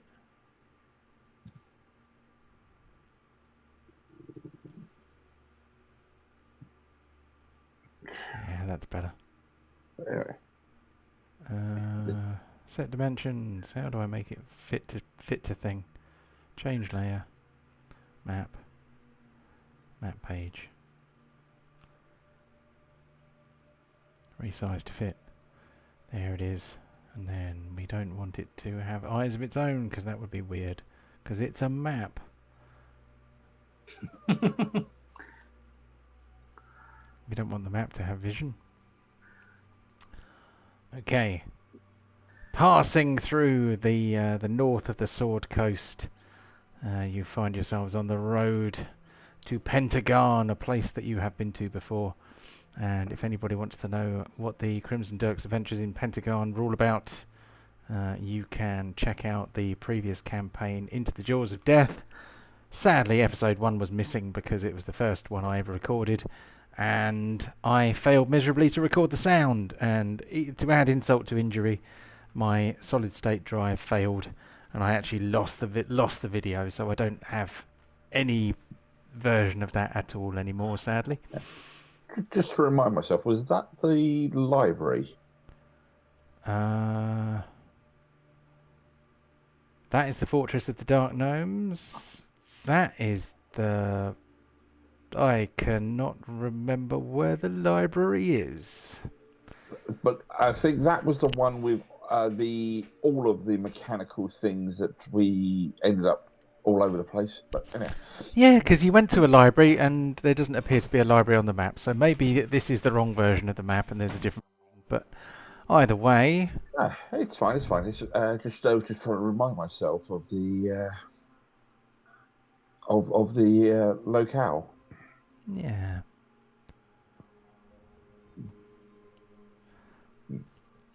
And yeah, Yorul will be deep in her books and her studies, making notations in the margins and in her like her own spare journals and weird magical formulas and things as she's coming up with thoughts and workings. Cool. Yeah. So you travel almost without invent to the city of Pentagon, and thence to Pentagon Manor, which is within the mountain itself. You are recognized on the road as Knights of Pentagon, and yeah, you find yourself brought to the very throne room. And where's the rest of the party? Let me pop some other party members on the map. There's Chart. There's Margot. Oh my god, what a big party we now have. We don't even have 9 yet. So, You did this to yourself, John. Yeah, I did, didn't I? What was I thinking? Oh, it's that song, isn't it? By Radiohead. You do it to yourself, you do. And that's why it really hurts. And who could forget the pig? There we go.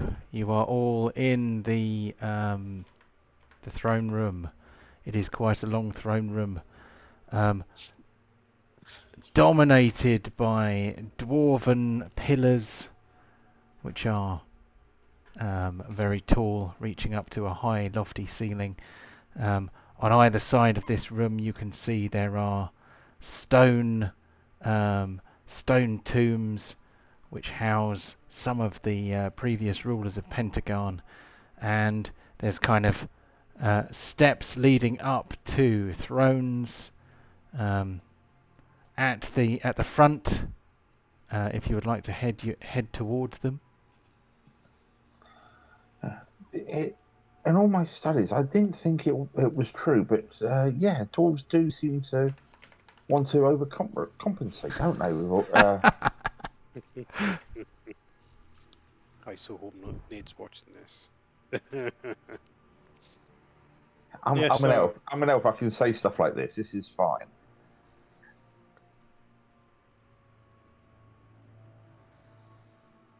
That's in range. Is the throne empty? Oh, you know what I forgot to do? I was You've just got to going to put- sit on it. Yeah, so as you approach the throne, you see that there is a dwarf there. It's not deep. It is another dwarf. And he says, "Oh, hello. What brings you here to Pentagon? Oh, I see you are one of the Knights of Pentagon. I have heard of you. You are Kariruk. I'm afraid my master is not here." Why not? Where has he gone? Ah, you know Deep. He likes to do everything himself. And so, instead of sending his warriors to search through the old mines and tunnels beneath the mountain, he has gone himself, and he has been missing for 2 days. Let me introduce you to the rest of the party. Come on up, folks. You know Deep. Some of you know Deep. Now just go and sit on a chair while I'm waiting. See, this is quite comfortable. This throne. Does Deep sit here often? Well, he prefers more comfortable chairs generally, but it is a great sacrilege what you are doing. If you are not a Knight of Pentagon, I would smash your head in with this hammer. You could try, my friend, but I don't think Deep would take too kindly to you trying. I'm afraid it is the law, but anyway, let's not worry about whether or not I shall smash your skull like an egg. You're saying that your regent is missing. Has anyone gone down to try and find him? I mean, them going for 2 days without a count isn't that worrying? Well, a little bit. We knew he would be gone for some time anyway. The tunnels are quite extensive. I thought he would probably be back by now. He might just be having so much fun that he forgot about the time. You know what happens when you're underground and hemmed in by stone left and right. You know, it's a dwarf is never happier than when he is up to his asshole in stone and shale. I will take your word for that. I prefer the open forests and plains with the sky above. But uh, Open forests. You do not strike me as the type. You look like you should probably have some kind of I don't know, like a goose's neck rubbing against your asshole or something. You know, you look like you might be a bit pampered. well, I do prefer the softer things. I mean, sort of. Do you have quilted toilet roll here or not? No, we use very thin leaves of stone, like slate, and um, scrape against the edges. Yeah. I've heard of these three seashells. Not where I think we'd be going tonight, but The mysteries of the three seashells from Demolition Man.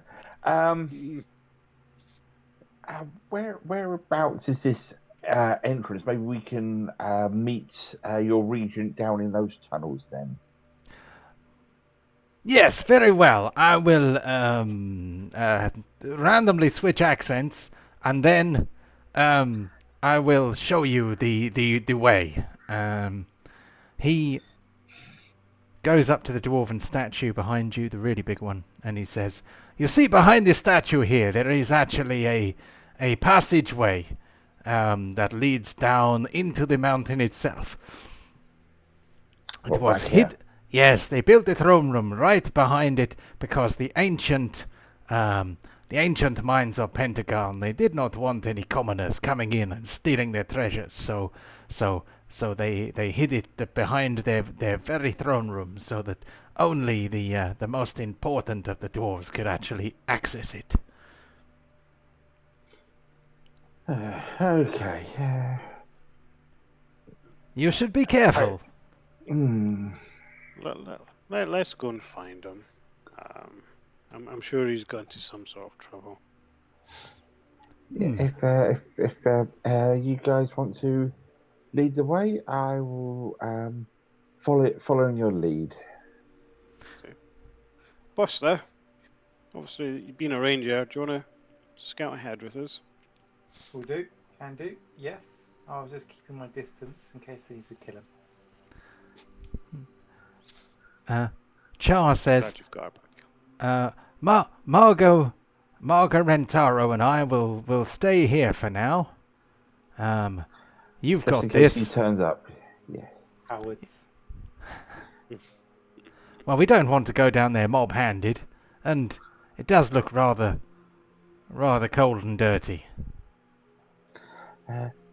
Yeah, I'm looking forward to my first exploring of dwarven ruins. Yay. I do not think your pig will fit in there. We can keep your pig company here. Oh, come on, Quellock's fairly skinny. Oh. Oh. Ain't no pig staying behind. Oh, come on. We will use the seashells on him and tickle his little butthole. He will love it. I'm not leaving my pig behind. I have no idea where this is coming from, honestly. If Chew Bacon is getting pampered like that way, so does Pontos.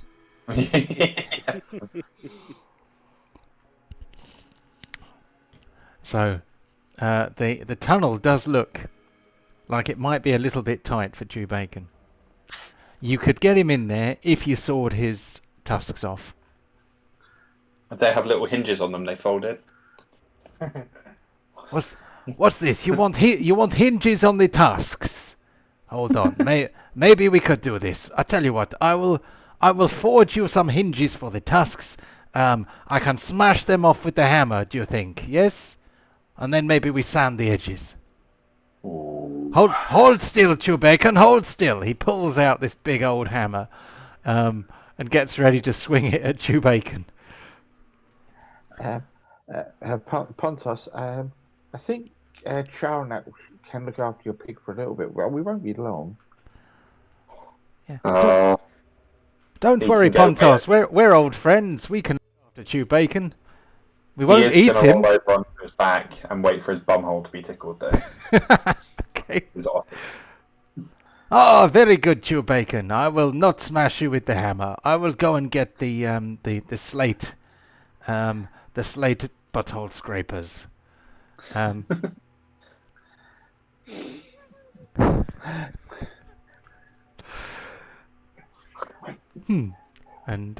all because Yorl said that she's outdoorsy when she blatantly isn't.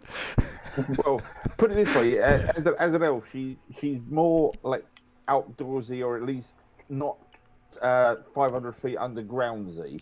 Yeah. From that point of view, I see where she's coming from, but the dwarf retainer was having none of it.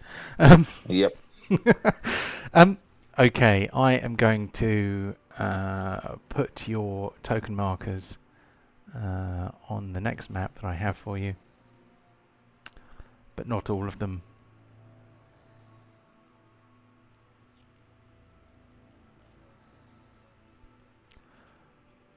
Ah, what will Pontos do without his faithful steed? I have no more advantage on my rolls. That's what will happen. Well, if Kavrik stays in combat, you'll be able to get advantage. Oh, I don't know about that. I'm going to take it. Go on. Foster, what side do you go up? I'll go up the other side. Everything's all blurry. It's a bit blurry. It'll load in a second. There we go. Yeah. So you find yourselves clambering down this rocky tunnel deep down into the mountain. There are various little stone pillars crudely carved, and they have little lamps on them. And these are special dwarven mining lamps which last for a very, very long time. So they can light the way for dwarven travellers for a long time. Yeah, this is apparently the way he went. I'm going to be stealthy, and I'll be as stealthy as I can, I guess. Cool. Let's have a roll.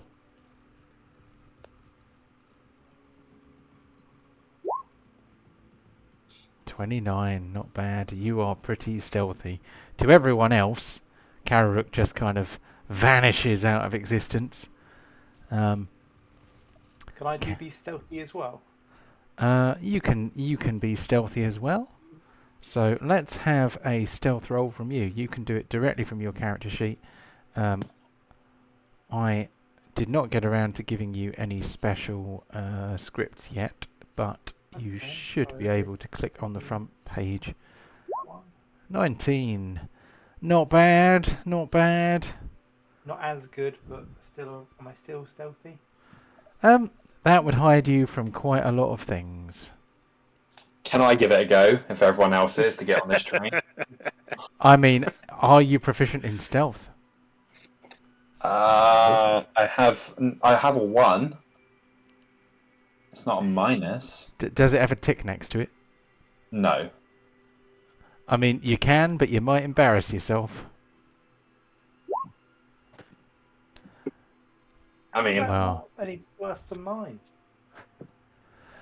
Technically, it's unskilled usage, so it's one of those things where, arguably, I probably shouldn't let him roll for it, but he thinks he is being very stealthy, but you know, to Boster and Kararuk, he's kicking every pebble and stone and you know, on the way and making a whole load of noise.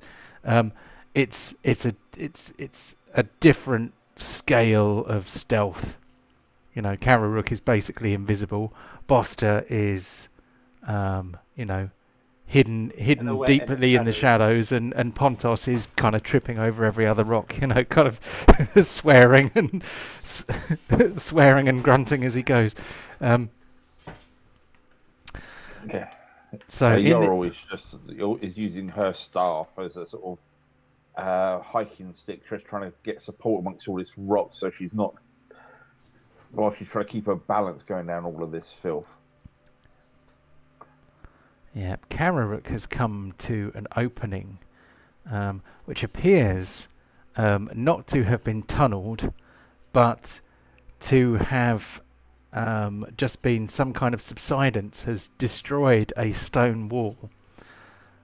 So on the other side of a damaged stone wall, which the bricks of which are piled up by his feet, he can see into a crude stone tomb which has a number of sarcophagi in it.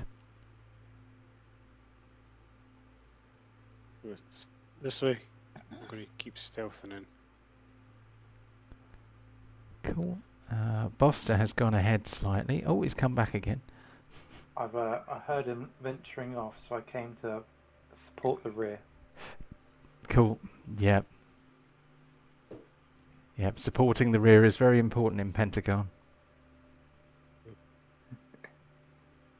Just not without a gooseneck.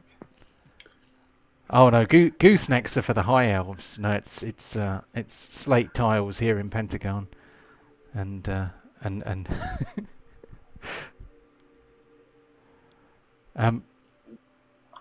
So, looking at this sarcophagi, mm. Is there anything dodgy about it? Is it Well, dwarven? It does appear to be dwarven. You can see on the lid the outline of some kind of dwarven noble. He has a cruel expression, and he looks like he's been quite crudely carved out of stone and has obviously sat there underground for a very, very long time. What seems to be exceedingly odd about this tomb is the fact that there is no obvious way in or out of it, except for the entrance which you have just come in through, which seems to exist by chance due to a rockfall.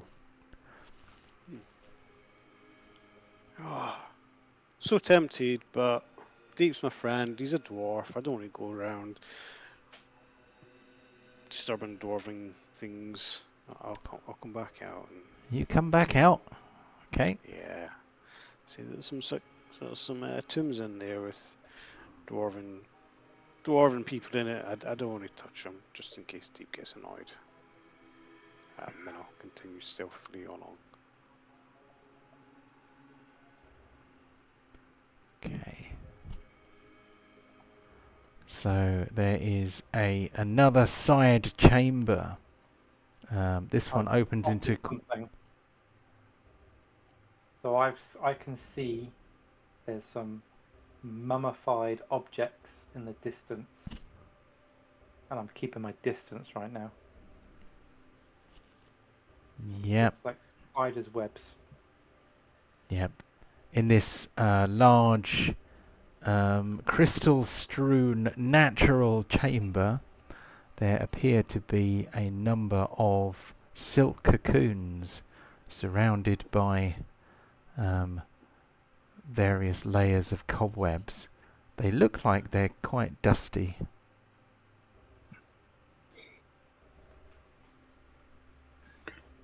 Can I call to Postus to go check it out and be my decoy?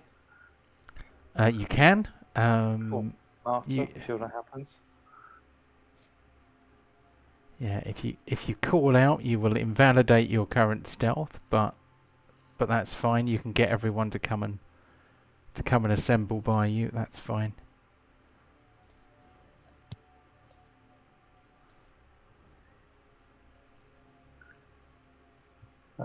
What have you seen down here, Buster?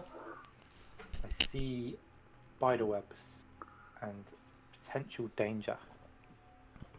My bounty hunter instincts are flaring.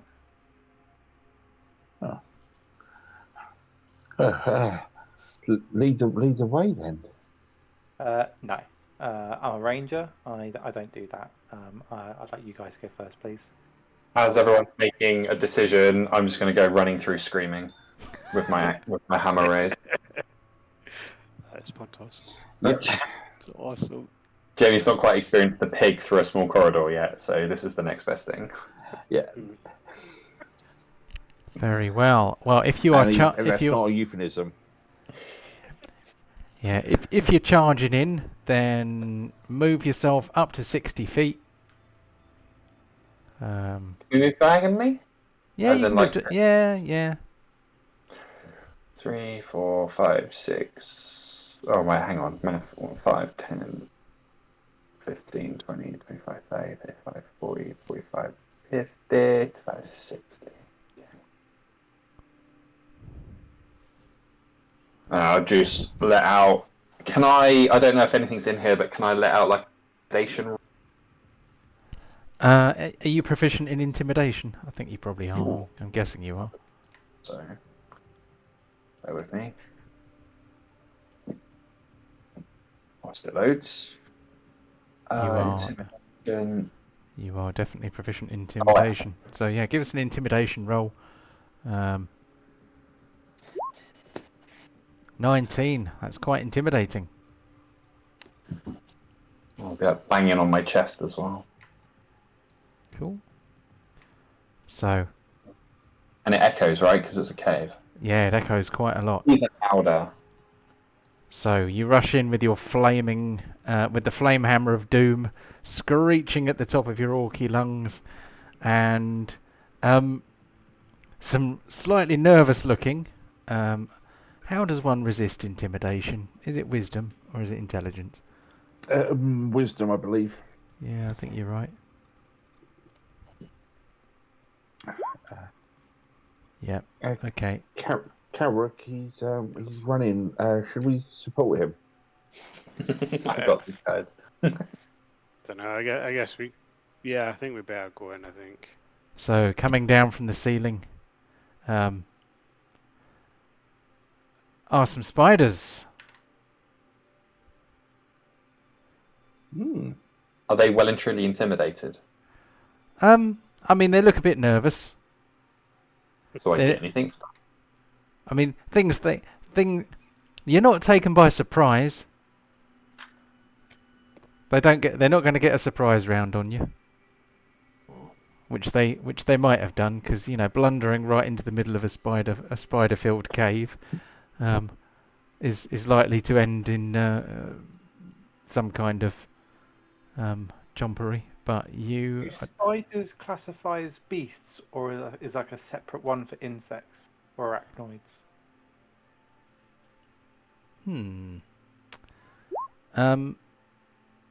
I think they probably count as beasts, unless they are like aberrations or abominations. Yeah. Well, yes. I probably should not tell you the answer, but probably. He said, not losing the power of speech. Can I get you all to roll initiative?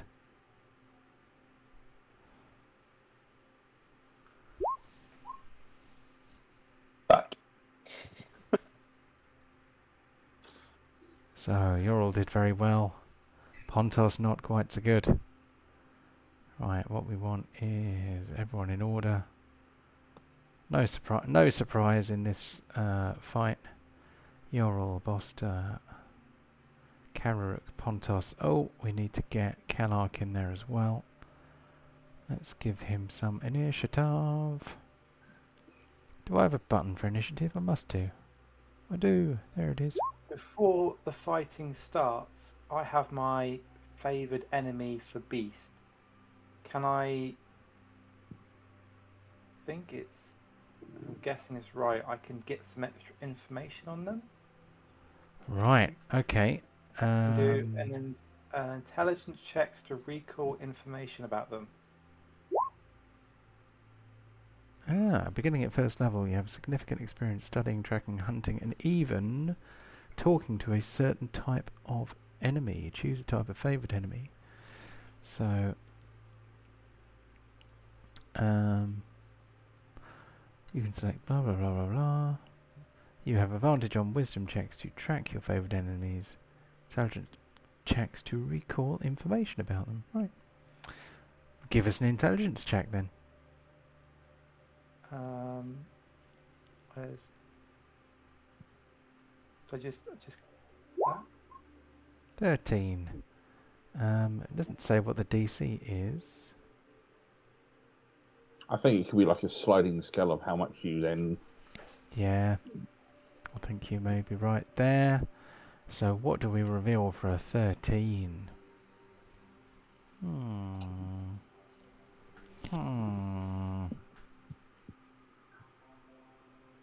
These are definitely spiders. He definitely recognises that they're spiders.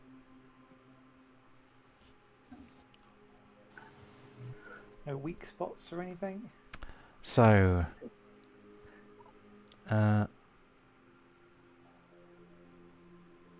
you recognise these as sword spiders. They have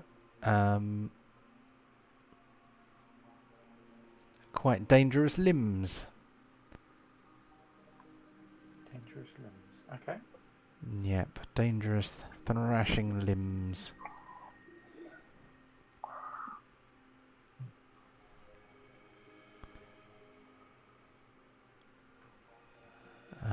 I think, yeah, I don't think you get a lot for 13, so they've got sharp legs, basically. It's worth a shot. Let's have something from Yorl. Okay, well, you'll go 10 feet. That's close enough. And I'm going to firebolt the nearest one. And I've got a load of. No! I couldn't even make it do it earlier. But I am getting the things. But but it says select target, and it's like, right, I will do it this way. Literally could not make it happen earlier. Right. So, does a 14 hit it? Because that was terrible. 14 does in fact hit. Okay, so I've done 19 fire damage, but because of my Wand of Mistra, I do an extra 1 dice worth of damage. Yep. So I'll yes, roll an you extra do. an extra D10. Extra D10. Wow. Okay. So that becomes 25 fire damage. Nice. Okay, so you get... Which one was that? Was that this one? Yeah, closest one. Yeah. So, what happens if I move everybody onto... If I move bring to front, I'll bring everyone to the front. Maybe that'll do it. Anyway, I literally could not make this problem reoccur earlier, so I thought it was fixed, but it is not, which is very annoying. I'm going to move on to... Yeah, and I'm going to move out the way. Cool. I'm going to move on to spider number 3, who has just had some fire. He looks over at Pontos and somewhat gingerly creeps around behind him. With his long scuttling limbs, he is going to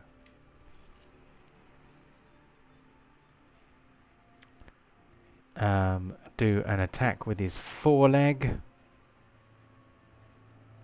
which I have not got a script for. We have a 10, we have an 11. So I think that is a miss. Oh, yes. And then he is going to try and bite you. Except I didn't actually copy the script onto the character sheet, so I haven't got a script for that one either. 22! Yeah, that's 20 in my class. Chompies! Okay, we had better have some damage then. So, we're after 2d6 plus 5 points of piercing damage. So, 13 points of piercing. And we have some poison coming too. So can you give us a Constitution saving throw? DC 14. Ugh. So you take 13 points of piercing damage and a further 18 points of poison damage, unless you have anything that gives you resistance to poison. I have my ring, but I can't remember what that does. Ring of poison resistance. Ooh. Do I have something? If you have one of those, then that is exactly what you need in situations such as this. The Ring of Poison Resistance gives you resistance to poison damage. So that'll be 9 poison. Yep. What So have I got? Hang on, sorry, let me just confirm I've definitely got something. yeah, you Hang do. I just looked. Oh, I do? just checked. Yep. You have a Ring Look of at that, Poison I've never Resistance. used it. So the venom is pumped into the wound as the spider bites you, but you're like, joke's on you, I'm into that shit. And yeah, you are barely poisoned at all. You only start to foam at the mouth a little bit. I've had worse kebabs on a Friday night. And I've just realised I should have attacked with advantage then, but I'm not going to retcon it. Oh yeah. Yeah, we move on to another spider who is going to attempt to jump.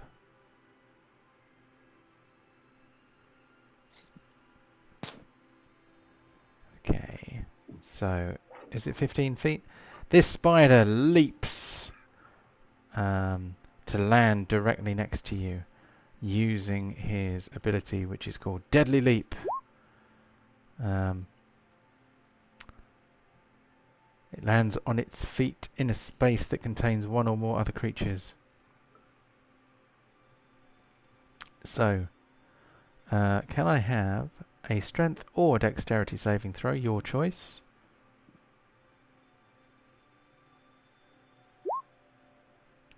$17. You pass.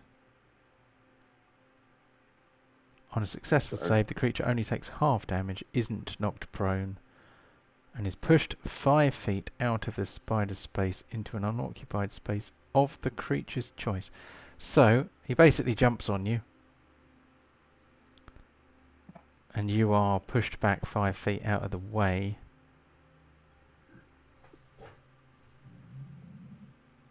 And you suffer 13 damage. Yeah, 13 damage instead of 26.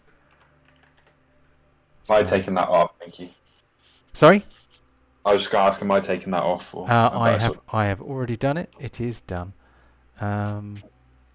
So we are now on to Kararuk.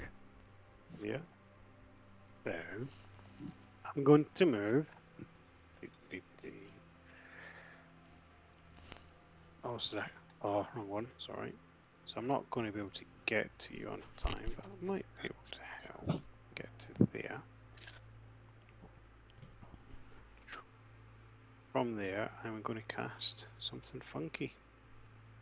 Ooh, what's it gonna be? Gonna be. Ah, darn it. Yeah, lightning bolt. Let me stick it in the chat. So, 100 foot. 5 foot wide, I think it is. Yep. Yeah. So I have a funky beam. Lightning bolt. Have I given you a button for lightning bolt?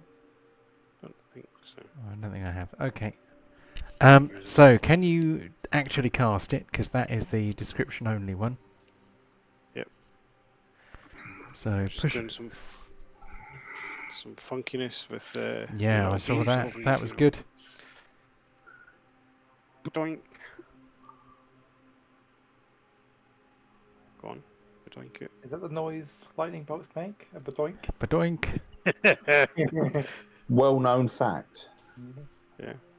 It ain't casting it, but I'm quick. Ain't casting. So Have 8d6 lightning damage on a fail save. Right, let me do 8d6 and then you can do the saves. Guess.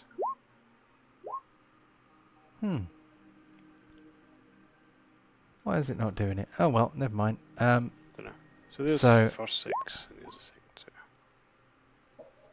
So that's 30. I'm really confused. Why did you only roll 6? No, plus 2 underneath. But why did you not 8. just do 8? Because the little 2 on the side only goes up to 6. But you can type it. Anyway, yeah, 23 plus 9 is 32. So 32 points of lightning damage to all the things in your way.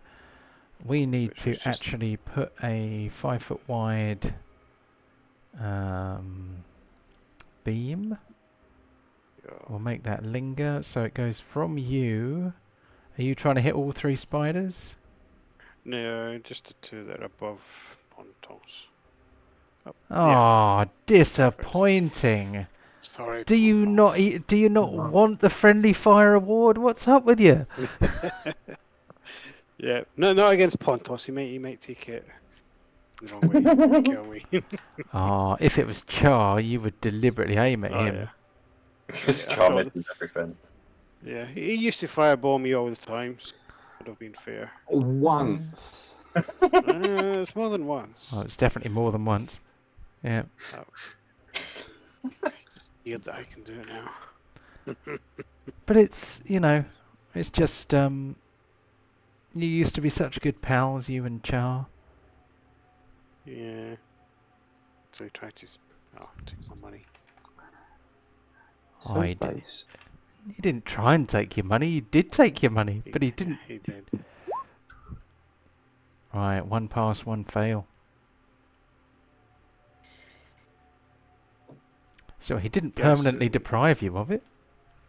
Yeah, but still. Anything else from Kararuk? That's it. Thank you. Cool. No, yeah, I've moved, done my thing.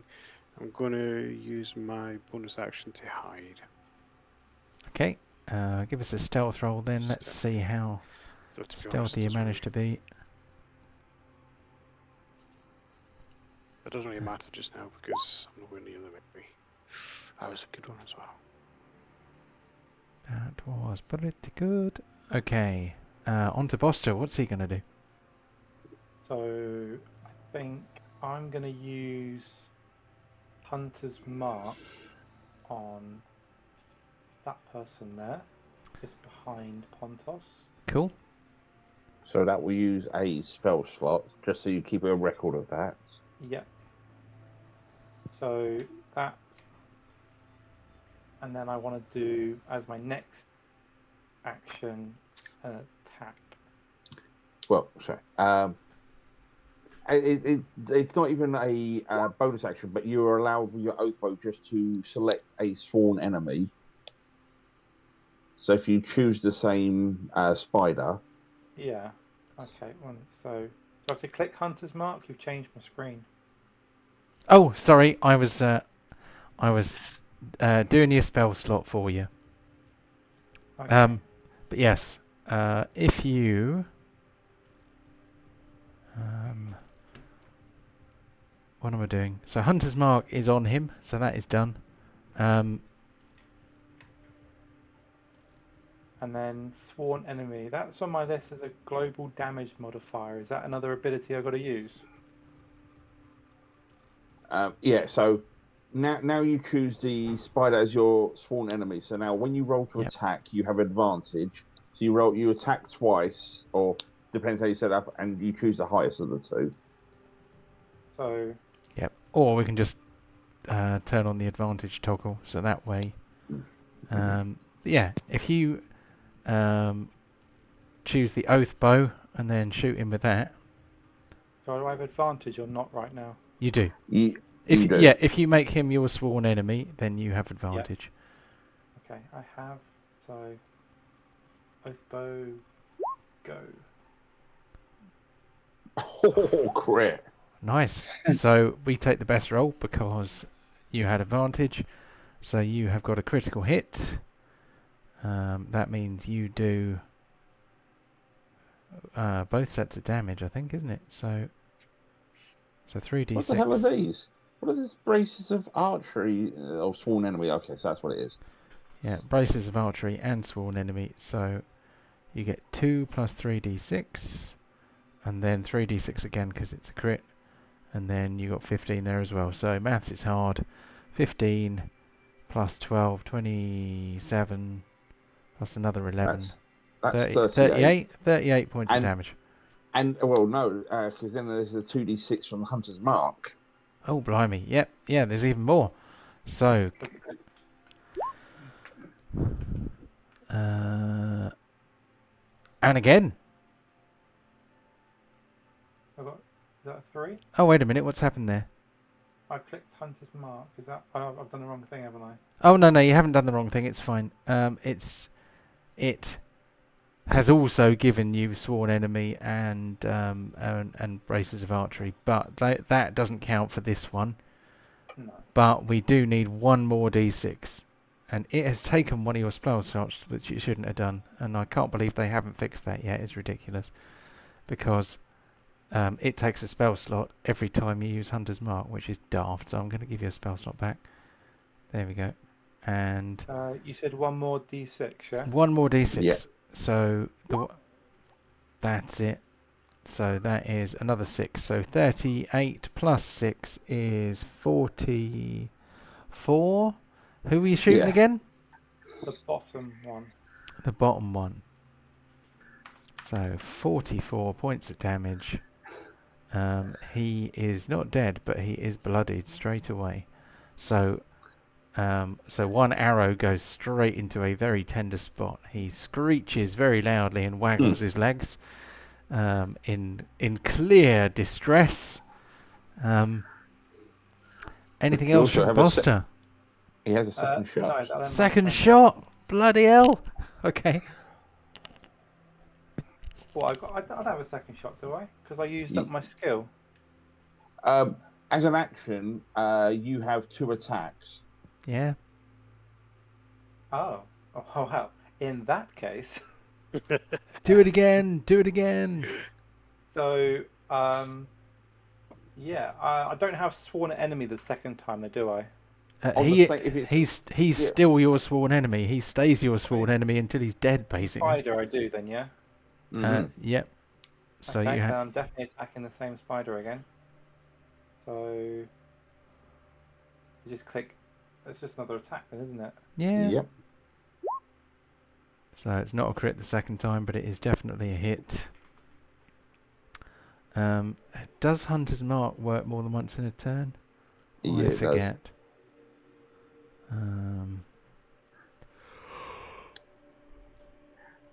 So roll D6 whenever you hit it. Yeah, so another D6. Yep. Oh, another D6. Yeah. So that's going to be 26 damage. 26, another 26. Okay. So that spider has 2 arrows sticking out of him and is looking extremely ouch. Looking extremely hurt. Yeah. Impressive. Yeah, that's how you ranger. Awesome. I'm learning. Yeah. No, that's really good. That's that. Yeah. So with that bow now, so you can start seeing how you can really, at quite a safe distance, really pump out the hurt. Mm. Anything else from Buster? That ends your turn. Okay. So Kellark. It's far from the action. How far can he get? What's his movement speed? 30 feet on foot. He can't really fly down here. Ooh, excuse me, yawning away. So he starts pegging it towards the melee. Does he have a ranged weapon? I don't think he does. I don't think he's that kind of guy. Does he have some kind of weapon for situations such as these? If he's run, he wouldn't be able to do anything anyway. Well, he's got a javelin. He could draw and throw a javelin. Because he's only gone 30 feet. And if he goes Okay. and if he goes another 30 feet, he could get into melee, but he wouldn't be able to attack unless there is something here that lets him. I don't think so, though.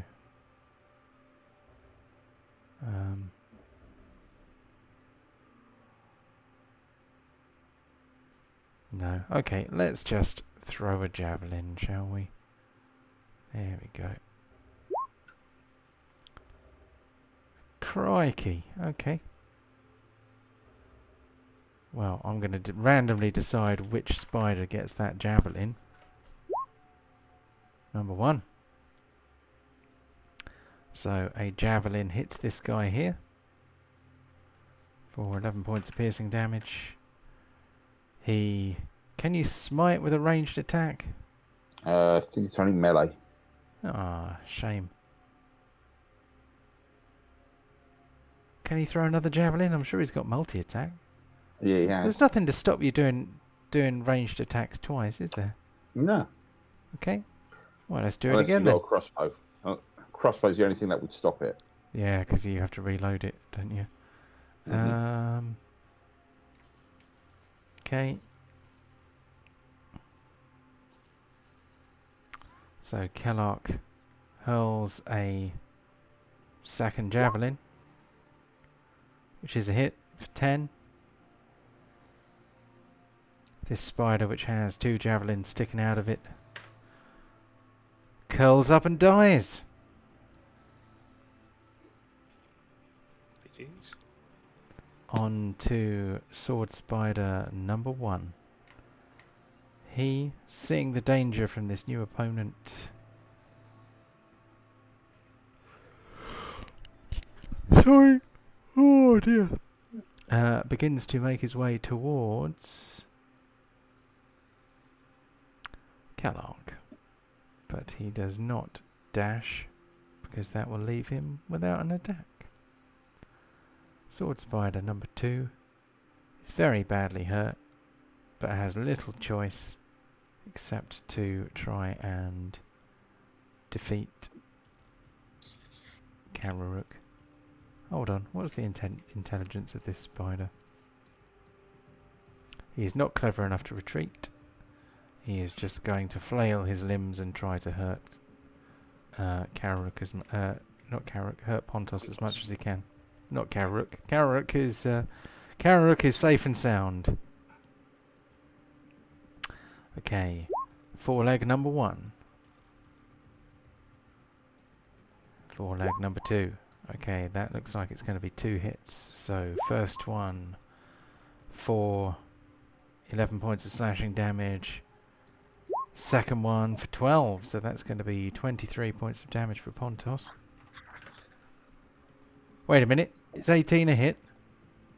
No, 20. Okay, I am going to give you back 11 hit points. Then he is going to try and do the chompies on you. Chompies. He misses with the chompies. And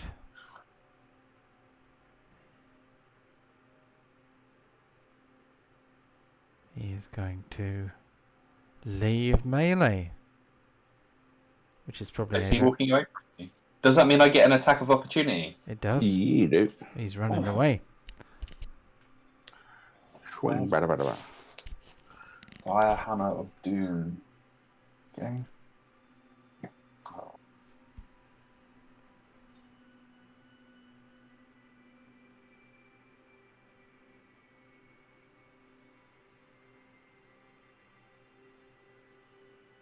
That's gonna work. There is actually, you can actually do it from your character sheet now, because Yeah, that's cool. I'll do it from there. I tried the token, but it errored. I literally have no idea why it's doing it, but I couldn't even make it go wrong earlier. 19, that is a hit. 25. What did I say earlier in the chat about we managed it. about you guys being able to break it?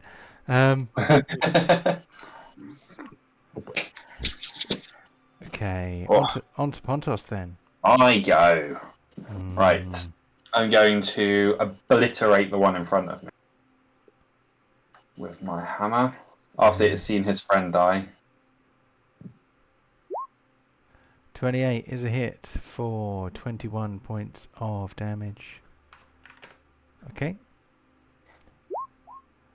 15 is also a hit for 27. Bash him for a third Oops! time. Oh, bloody hell. Hold on. Oops. I have accidentally taken off 234 instead of 23. We'll take it. Definitely. Let me try again. So he had not taken a hit up until this point. Oh, wait a minute. Yes, he had. He was on about that. And then we take off minus 21. And then minus 27. And then third attack, which is also a hit, minus 28. Okay, that was moot, because he's dead anyway. Is he dead on that third attack, is he? Yep. Alright, can I action surge? Yes, you can. I've done that well.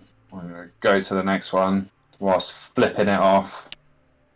I'm going to grab my warhammer and bring the pain.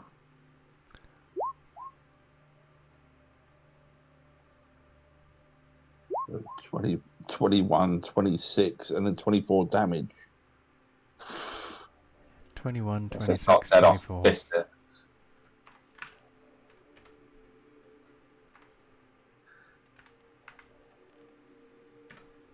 Did these do a bad thing to you in the past or something? So that leaves this spider extremely badly hurt. Oh. The claw of sudden death. Okay. Ah, So you bash him several times with the hammer, and then to add insult to injury, you reach out and scratch it with your long black fingernails. And he just goes, "Oh, I can't take it anymore. I'm just going to die." And die he does. So we don't need that turn order anymore, because all the things be dead. Yeah.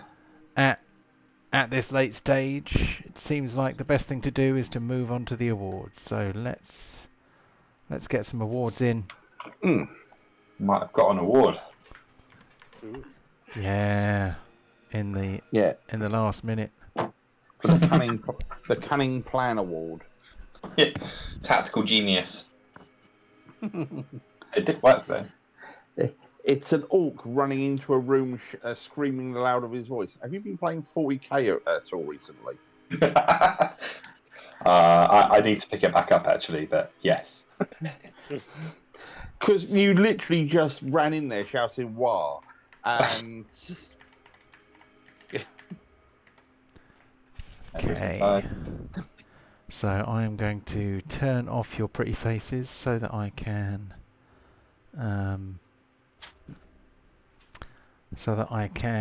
mess around in Discord with impunity without messing up the screen.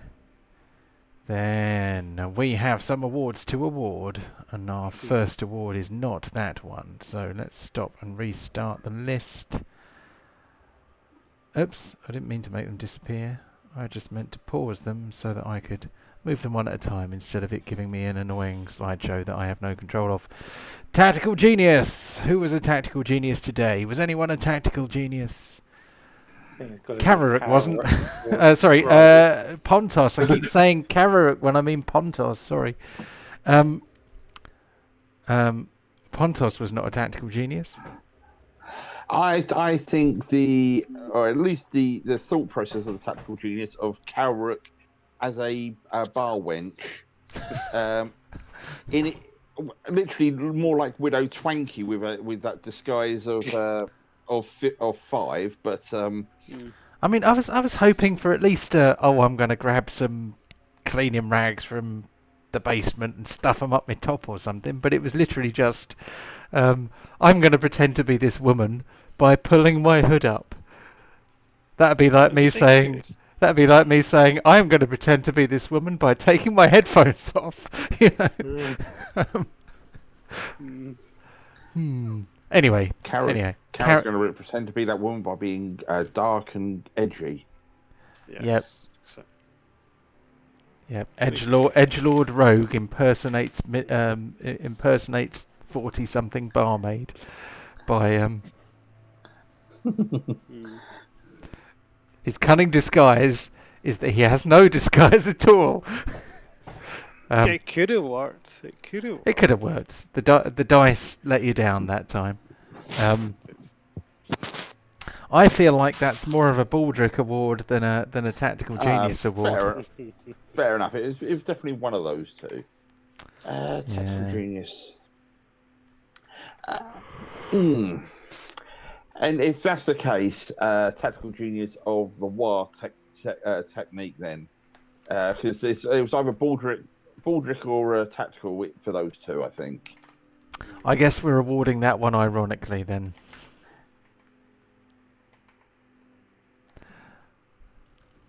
Still, I mean, I suppose if you are actually that tough, then charging into a group of enemies isn't that bad an idea. Kill of the week. The Pontos blender. Yeah. It's either Pontos with his great smashery, or it's the oath bow double shot. No, that didn't kill it, did it? No. No. Oh, shame. All of them.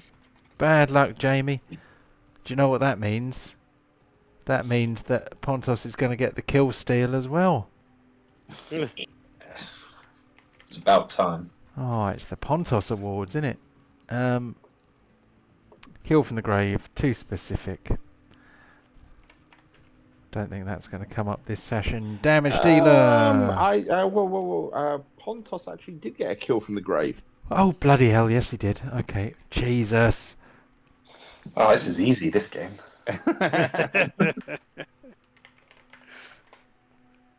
He killed one out of his turn. Damage dealer. I'm going to say Boris on this one for that, because he did like 60 odd damage from 50 nearly 50 damage from one bow shot or something from that crit. It's very impressive, to be fair. Okay, so Boster is our damage dealer for this week then. Best supporting role. Probably. How am I saying your name? Karok? Yeah, Karok? Karok. With his whole lightning bolt that went through 2 and weakened them. Made it easy for Bostos. For Pontos, even. Easy.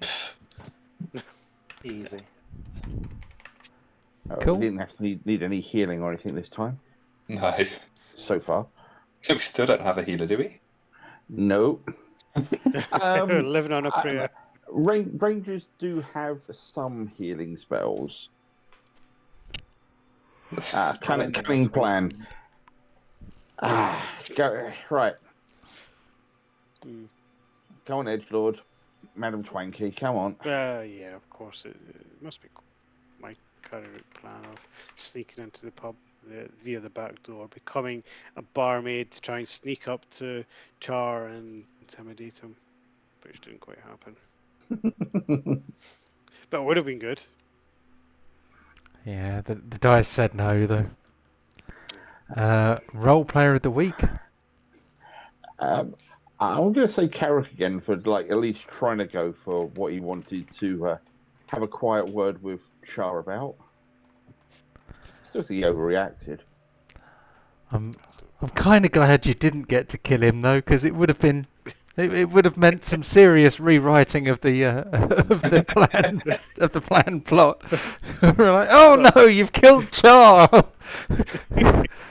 But Who's gonna it's go on? something Carrick would have done. Yeah, but He but evil Kararuk got dealt with. This is good Kararuk. This is well. How do I we mean, exactly. know? Yeah, that is a very big assumption. I mean, the other one was kind of half snake and a vampire, and he was at least as edgy as this Kararuk.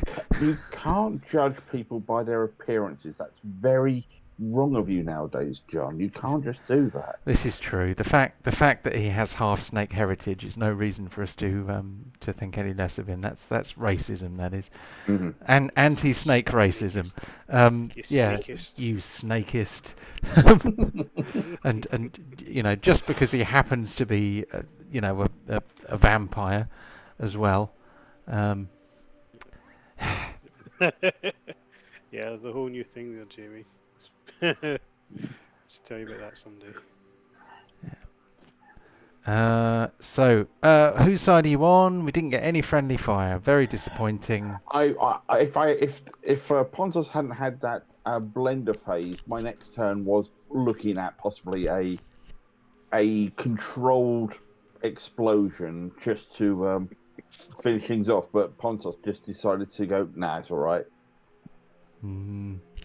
But Kararuk could actually have hit 3 spiders if he had just given Pontus a little jolt. It's... Yeah. I didn't fancy the backlash from that, to be honest. Well, I don't know. I mean, if you want to kill one member of your party, why not all of them, eh? It's I don't want to kill him now. Not yet, anyway. Yeah, maybe later when you've got all the celestial toys. Did any of you take any damage? Pontus did. So I I think it was only Pontos. yeah. So if Pontus was the only one to take damage, then he gets the Pincushion Award. That's 10 awards awarded. I think the winner for this week is Pontus. Yep, it was definitely the Pontos Awards. Last week it was a bit more of a mixture, but back to the landing page we go. The Order of Nine Angels now actually has a bit of context instead of being a completely disembodied campaign title with no one having any idea why it was called that. The main premise of the campaign is kind of sort of starting to come up now. So hopefully we're getting an idea what we're doing and kind of getting a bit of a stronger direction. Yeah, the idea of going around and potentially killing demonic lords. Yeah. That. Yeah. Bephamar, Lolf, was it? What's the one with G? I've forgotten his name. There's some sick, weird, twisted fucks down here when we get to that area. Yeah. Hopefully, John's done some plenty of reading of some of the layers of the abyss. If we are going that fucking direction. Well, you might be. I'm not giving anything away just yet. But yeah, well, Mr. Rex has done some nice things on that. I do like his videos. Yeah, I've seen his one of the abyss and the Nine Hells, and yeah, he's done some really good stuff. And the lovely thing about him is that he actually looks at lore from previous versions as well. He kind of he uses second edition also. Yeah, he is such a good resource because you can you don't have to put up with the much simpler and much less well developed lore stuff in the present edition. He kind of goes really deeply into it, which is amazing. What am I doing? I am thinking about going to bed. Sadly, no Aiden again, but hopefully we'll have him back next week. Hopefully, yeah. Yeah. Have a great week, everyone, and see you again in 7 of your Earth days. Thanks very much, mate. Take care, Cheers. Have a See you good later. night. Right. Bye. See you later. Bye. Bye.